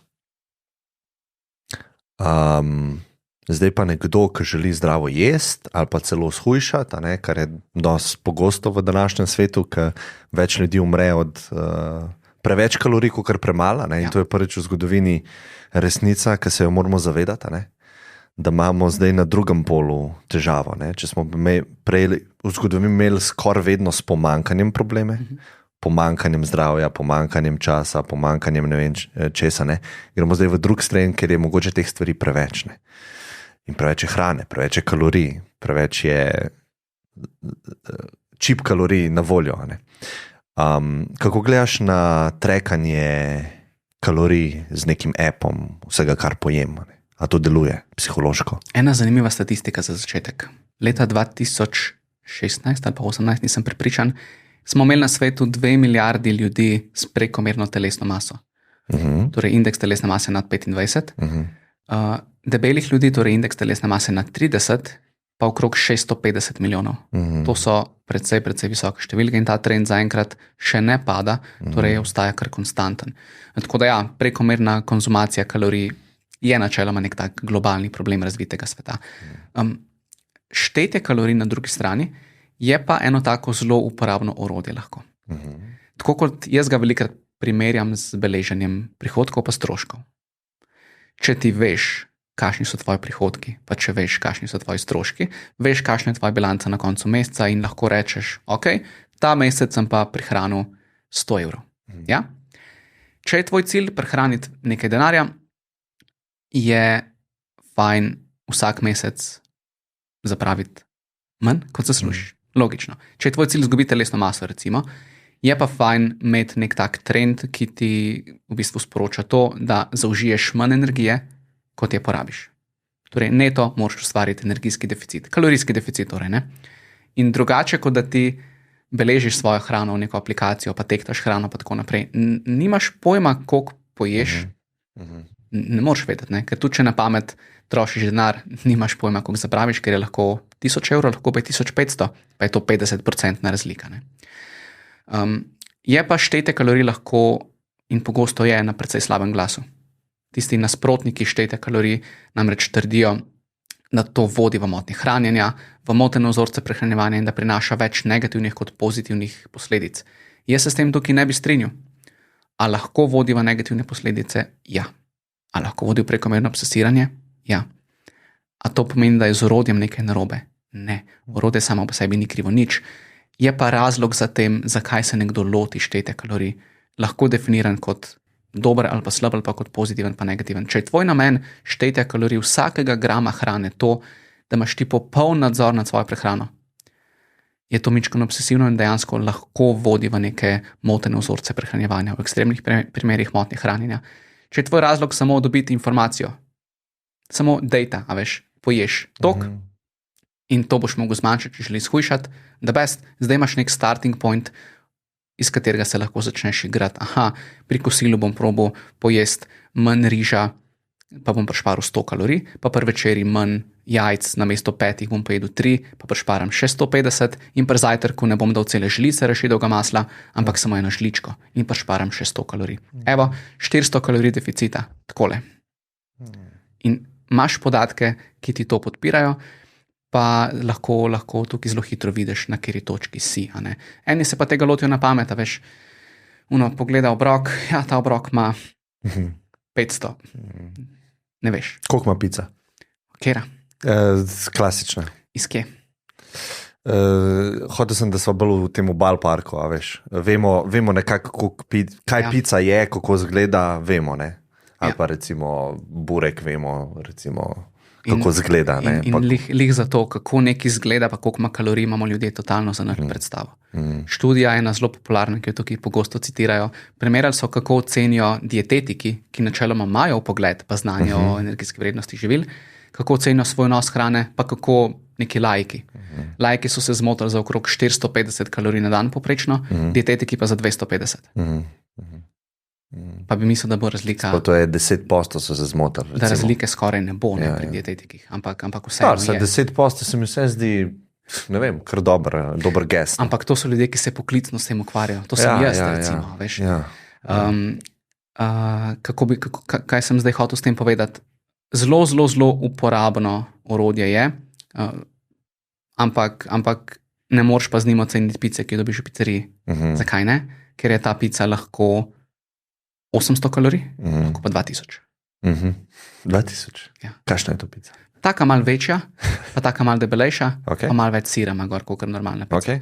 Pa kaj, salame, to ni treba, pa tatarsko. Že prej prideš lahko na 2000. Lahko. Okay. Sam pol ta en obrok na dan niti ne bi bil težaven. Ne bi, energijsko gledano. Hranilno pa vprašanje. Ne? In lih za to, a veš, ocena tako na pamet. Lej, res sem enkrat šel računat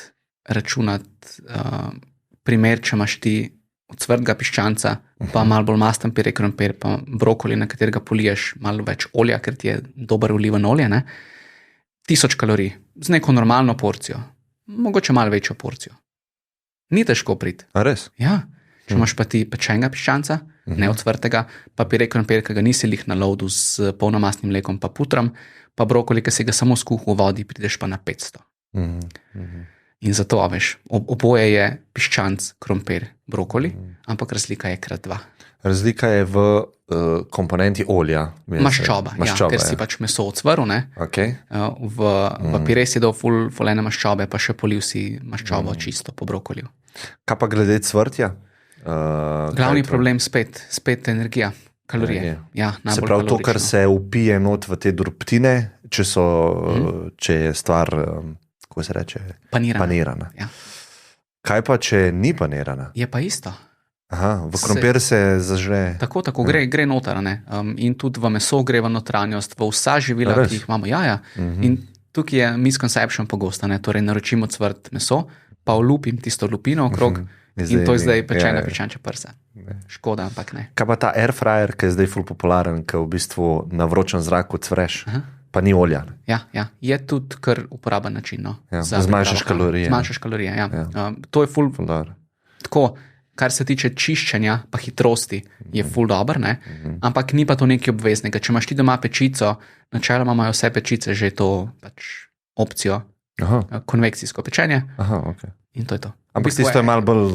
Air fryer je konvekcijska pečica. Malo bolj na hard, ne?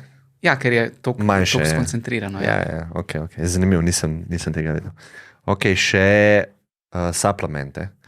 Kaj bi recimo jaz, ki jem vse, mogel ali pa bi bilo dobro, da suplementam? Pa predpostavljava, da je tvoja prehrana, da imaš že vse. Ja, ne vem, vprašaj me kaj, ne vem, kako bi to določila. Greva drugače. Okay. Greva čistko, ker se jaz tega lotim ponavadi, ko me kdo to vpraša. Greva izhajati iz predpostavke, da s tvojo prehrano pokriješ vse, kar rabiš. Okay. Vsa hranila, vse vitamine, prehranske vlaknine, vse. Okay. Edini supplement, ki bi ga lahko splošno priporočil, sploh zdaj v zimskih pa jesenskih mesecih, je vitamin D, ker ga iz hrane enostavno ne dobiš, razen če poješ 300 do 400 gramov lososa vsak dan. To ne, ampak zaradi sonca, ne? Zaradi sonca, ja. Sonce zdaj le pač v naši koži ne sintetizira dovolj vitamina D. Tudi če bi nagi hodili po zimi okrog, enostavno ga ni dovolj. Tako da to je edino priporočilo za supplemente. Okay. Razen, če ne ješ masnih rib veliko. Ampak si rekel, da lososa ješ pogosto, ne. Tebi recimo 2 porcije lososa na teden, torej 2x po 150 gramov, tedensko dozo omega-3 dejansko zagotovi. Sprav ne rabiš omega-3 supplementati? Ne rabiš nujno, torej minimalne potrebe pokriješ, če pa želiš neke take dodatne benefite, kar se tiče neuroprotektivnih učinkov, ne, je pa mogoče smiselno razmisliti o dodatnih. Nevarnosti pa ni nobenih nevarnosti teh klasičnih supplementih. Nevarnost bi bila, če bi ti užival pokvarjene te suplemente, torej da bi imel omega-3 so precej občutljive maščobe na temperaturo, pa na sončno svetlobo. Če jih imaš ti v neki taki v kozarcu, recimo na pultu, propade ti zelo hitro, ne? In se tvorijo neke take snovi, ki jih načeloma nočeš jesti, ampak ne moreš pa predozirati z nekimi dobrimi suplementi. Ok, se pravi, rekel si vitamin D. Ja. Kaj pa ki pomaga D-ju, da se sploh absorbira, če prav razumem? Tako. Ja. A to ni potrebno? Spet izhajava iz tega, da ti s prehrano že zaužiješ vse. Okay. In če imaš toliko pestro uravnoteženo prehrano, tudi vitamina K2 zaužiješ načeloma dovolj.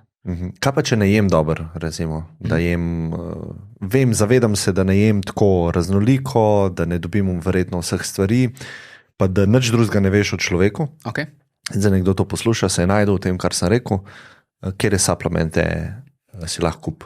To je zdaj tako res shot in the dark, ne?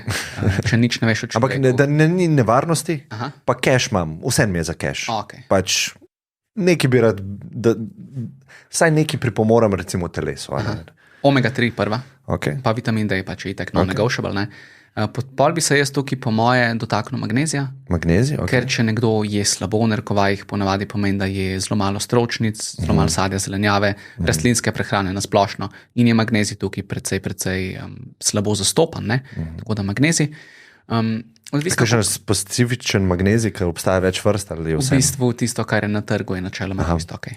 Ne bi kakšen kompleks priporočil, kaj je mešanica recimo različnih magnezijev v eni? Iskreno ne vem, zakaj bi preferiral mešanico pred nekim citratom, recimo, ali pa Zdaj spet jaz čisti laika, ne? Ampak se mi zdi, da imajo različne vrste magnezija različne efekte na procese v telesu. Okay. Se pravi, če ješ samo oksid, magnezijev oksid, ne boš dobil recimo drugi obstaja. Ne? To sem v bistvu slišal, ne vem. Mogoče zaradi absorpcije, mogoče. Ne vem. Tudi jaz nimam toliko teh podatkov, res s tem se ne ukvarjam toliko veliko, ker imajo ljudje ponavadi druge stvari prej za zrihtati v prehrani, kot pa suplement magnezija. A je še kaj takega potem naprej? Zdaj, če ni res nekih takih specifičnih pomanjkanj, recimo, da nekdo ne je mesa, pa ve, da je slabokrven, ok, železo itak. To smo že pokrila, ja. Ampak ni pa tako, da bi rekel, vsi morajo jesti kolagen, pa vsi morajo jesti magnezij, pa vsi morajo jesti neke folne kisline, pa tako naprej. Ne. Super. Se mi zdi, da sva pokrila večino stvari, ki sem si jih želel pokriti. Okay. Lahko sam preverim. Kava, to. Mlečni izdelki, si rekel, ne. Sem zagovornik. Ja. Sadje. A je po obroku sadje? Se mi zdi, da obstaja nek mit, da začne gniti sadje na vrhu. Obstaja in ful je pogosto. In je mit. In je mit. Lahko potrdim, da je mit. Povem kaj več, ali? Lahko. Okay. Zakaj sadje ne gnije na vrhu želodca? Kako si mi lahko predstavljamo naš prebavni trakt? Gremo s tem začeti. Ljudje si predstavljajo želodec kot eno tako posodo, votlino, kjer iz vrha potem spuščaš dol stvari, ki jih poješ. Samo bliže. To je res, da je želodec neka odprtina, ampak ko hrana v želodec pride, tam ni primeru, pa ne čaka, ker da se nekaj zgodi, ampak se takoj začne zadeva mešati, sokovi se izlivajo, prebavljati in tako naprej. In tudi sadje, če poješ na koncu, ne pomeni, da bo stalo na vrhu, pa da je kar izpostavljeno vsem kisikom in tako naprej, da začne gniti. V naših prebavilih je načeloma okolje, kjer ni veliko kisika, ali ga pa je skoraj zelo malo in ne morejo sploh zadeva gniti. Tudi takoj se začne prebavljati, tako da gre potem naprej in tukaj ni panike. Mit je tudi to, da sadje ne smeš jesti zvečer, mogoče ravno zato, ker je zadnja stvar v dnevu, da ti gnije na vrhu želodca, fermentira, ne vem kaj vse. Tudi to so bolj ljudske modrosti kot karkoli drugega. Je pa tako pomembno poudariti, če pa nekdo, ki tole posluša, ve, da čez večer poje banano, pa ga zelo močno boli trebuh, pa ne more spati. Ni najboljši način zate, da končaš dan tako, da poješ banano, da je raje poje kaj drugega. Torej, zelo take specifične stvari, ampak nič tako splošno, kar bi lahko rekel. Kaj pa eko pa bio oznake v trgovinah? A malo to pokomentirava, koliko je kles sploh nekega benefita, da recimo smo pozorni na to, pa kupujemo take stvari? Pa kaj je razlika med tema dvema izrazoma? Razlika je samo in izključno v načinu, kako je to živilo bilo pridelano oziroma vzrejeno, če govorimo o živali. Imamo konvencionalno, torej ne bio, pa imamo bio. Pa ne eko. Pa ne eko, ja. Sej bio eko, to je to je sinonim. Exchangeable. Ja, tako. A res? Ja. Aha, nisem vedel. Pravilni izraz je ekološko pridelano. Bio. Lih to ne obstaja. Aha. Eko-bio je samo pač neka taka, kakor pogovorno rečemo. V angleščini je ta izraz organic, organsko, ampak ne prevajamo, ker pač ne dela to. Zakaj sploh pomeni organsko? Sej organsko je vsaka hrana, je organska. Organsko je načeloma vse, kar vsebuje elemente ogljik, fosfor, kisik, vodik, žveplo, CH, OPS. Mislim, da sem vse naštel. Ampak to nima veze s to hrano v bistvu. Ker tudi to ni eko. Vsebuje vse to. Organic oziroma ekološko pridelano pomeni samo to, da so za pridelavo in vzrejo bili določeni standardi v igri, ki jih mora pridelovalec upoštevati. Ne sme uporabljati sintetičnih pesticidov, sintetičnih gnojil. Mislim, da ne sme biti noter barvil, pa še enih drugih aditivov, to nisem ziher, pa ne sme vsebovati gensko spremenjenih organizmov. Zdaj, tudi konvencionalno predelana ne sme vsebovati gensko spremenjenih, tako da tukaj smo na istem. Kar se tiče barvil in določenih drugih aditivov, spet ena široka tema, so tudi na področju Evropske unije imamo zelo stroge standarde in vse, kar se na embalaži živil nahaja pod črko E in 3-mesno ali pa 4-mesno številko, je v tisti hrani v količini, ki ni škodljiva za zdravju, tudi če ti si temu živilu in temu aditivov vsak dan izpostavljen. Imamo kratkoročne toksikološke in dolgoročne epidemiološke študije na te teme. Ja, in vse te oznake so načeloma, jih lahko skoraj ignoriramo. Za naše zdravje nikakor negativne nasplošno. Če ima pa kdo neko intoleranco, alergijo na katerokoli teh sestavin, pa valjda, dajte tega ne jesti. Ne? Kar se tiče pa potem pesticidov in tako naprej, je pa res, da so pri ekološki pridelavi veliko manj uporabljeni. Veliko manj, ne nič. Še vedno so uporabljeni. Se pravi, moram biti pod neko mejo. Pod neko mejo, pa določeni, pa samo določeni so lahko, prej sem rekel, sintetični, torej man-made pesticidi ne smejo biti, ampak spet man-made pa naravno tukaj sploh nima veze, ne, saj imamo tudi zelo strpene, čist naravne snovi. Tako da tukaj je spet debata, kako je to. A ti kupuješ eko-bio stvari? Jaz nobenega živila ne kupujem eko-bio, zato ker je eko-bio. Če mi je všeč po okusu, po embalaži. Sprav to ti ne igra vloge? Nobene vloge. In igra veliko manjšo vlogo na zdravje potrošnika, kot si marsikdo misli. Včasih kdo misli, jaz pa jem zdravo, ker jem bio. Ne. Ti je zdravo, če telesu daš vse, kar rabi. Nima veze, iz kje je ta hrana prišla. Tako da, kar se tiče zdravja, edina stvar, ki bo mogoče dolgoročno izpostavil, mogoče ostanek pesticidov na teh živilih. Je pri ekološko predelanih pač manjši.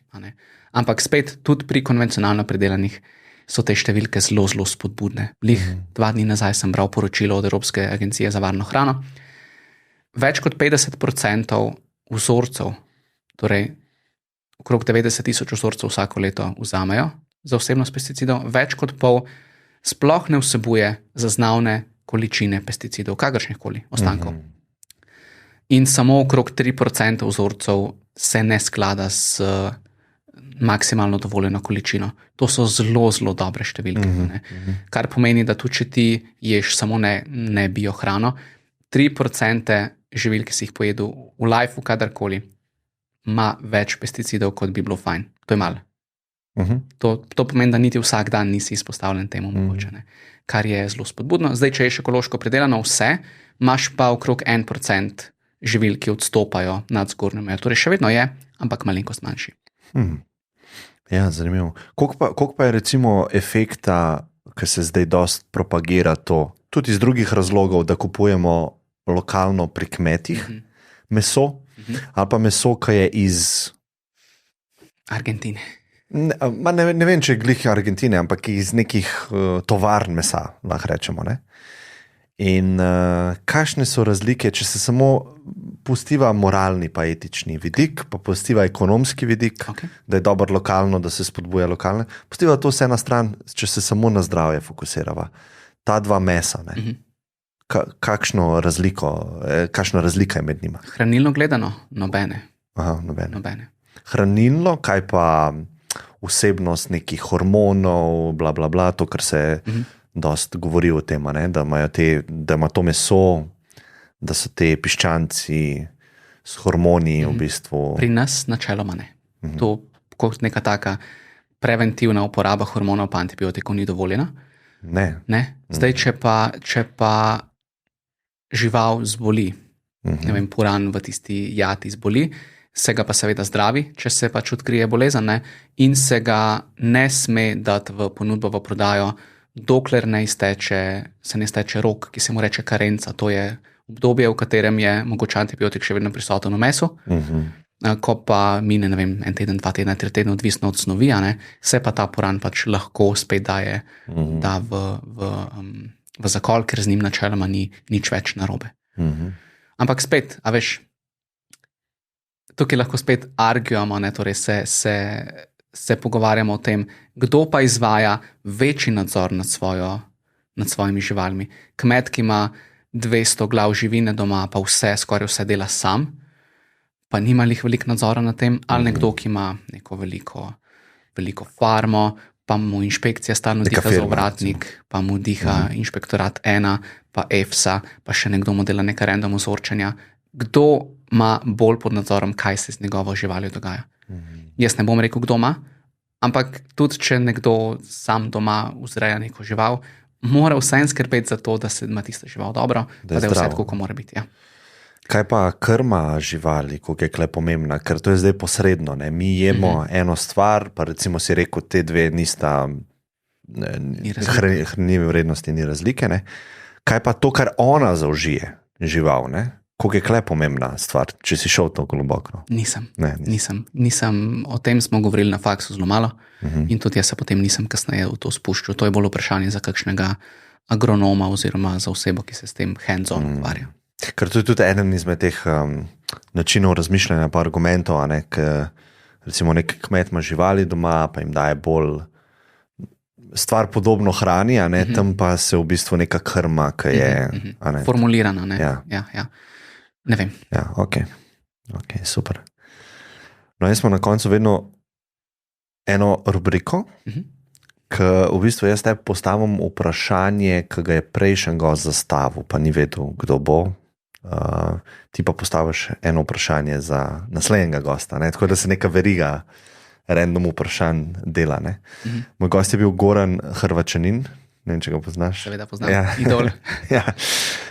In vpraša, kdaj si se prvič zavedel, da svet ni tak, kakršen so ti pravili, da je? Če si se. Ne vem, če mi je kdo kdaj sploh rekel, kakšen svet je. Ali sem si nekako sam... Na faksu so ti rekli. Na faksu so mi rekli, kakšen je svet tega, kar sem na faksu študiral. Ja. Zdaj, svet je pa malo večji kot to, kar sem jaz na faksu študiral. No, ampak ja, en delček sveta, ne. Ja. Ampak če greva na to, kar so rekli na faksu, takoj, ko sem začel delati z ljudmi, takoj, ko sem dobil svojo prvo stranko, sem videl, da v bistvu ni nič tako, kot smo se na faksu. Ne nič, zelo malo stvari je tako, kot so nam na faksu rekli. In takrat se mi je odprl svet. Recimo to, da ko delaš z ljudmi, da delaš z ljudmi, ne pa s številkami v tabeli. Bolj individualno pristopaš. A upoštevati moraš osebo na drugi strani. Ti lahko njemu poveš vse, kar ti znaš, ampak njemu je vseeno, kaj ti znaš. On ima en problem in če mu ga ti znaš rešiti, si ti ta prav, drugač pa ne. Tako da to bi bil moj odgovor tukaj. Je, super. Imaš vprašanje za naslednjega gosta, ki ne vemo, kdo bo. A mora biti povezano s tematiko, ki sva se... Kar želiš. Kar ti pade na pamet. Karkoli.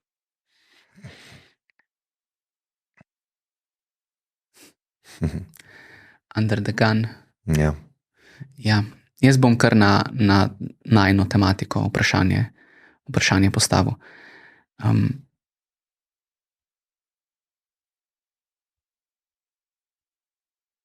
Če pogledamo hrano, kot sem jo probal jaz predstaviti tukaj, kot nekaj dobrega, kot nekaj, kar nam lahko prinaša ugodje, užitek, neko veselje in tako naprej. A je res možno, da vidimo lahko hrano še vedno kot našega sovražnika, pa da nam vse, kar je v povezavi s hrano, nekaj hoče, pa nekaj želi škoditi, ali se to počasi spremenja v neko teorijo zarote? Je, super. Ful ti hvala za vse, ker si vzel čas in ful mi je všeč ta tvoj pristop. No.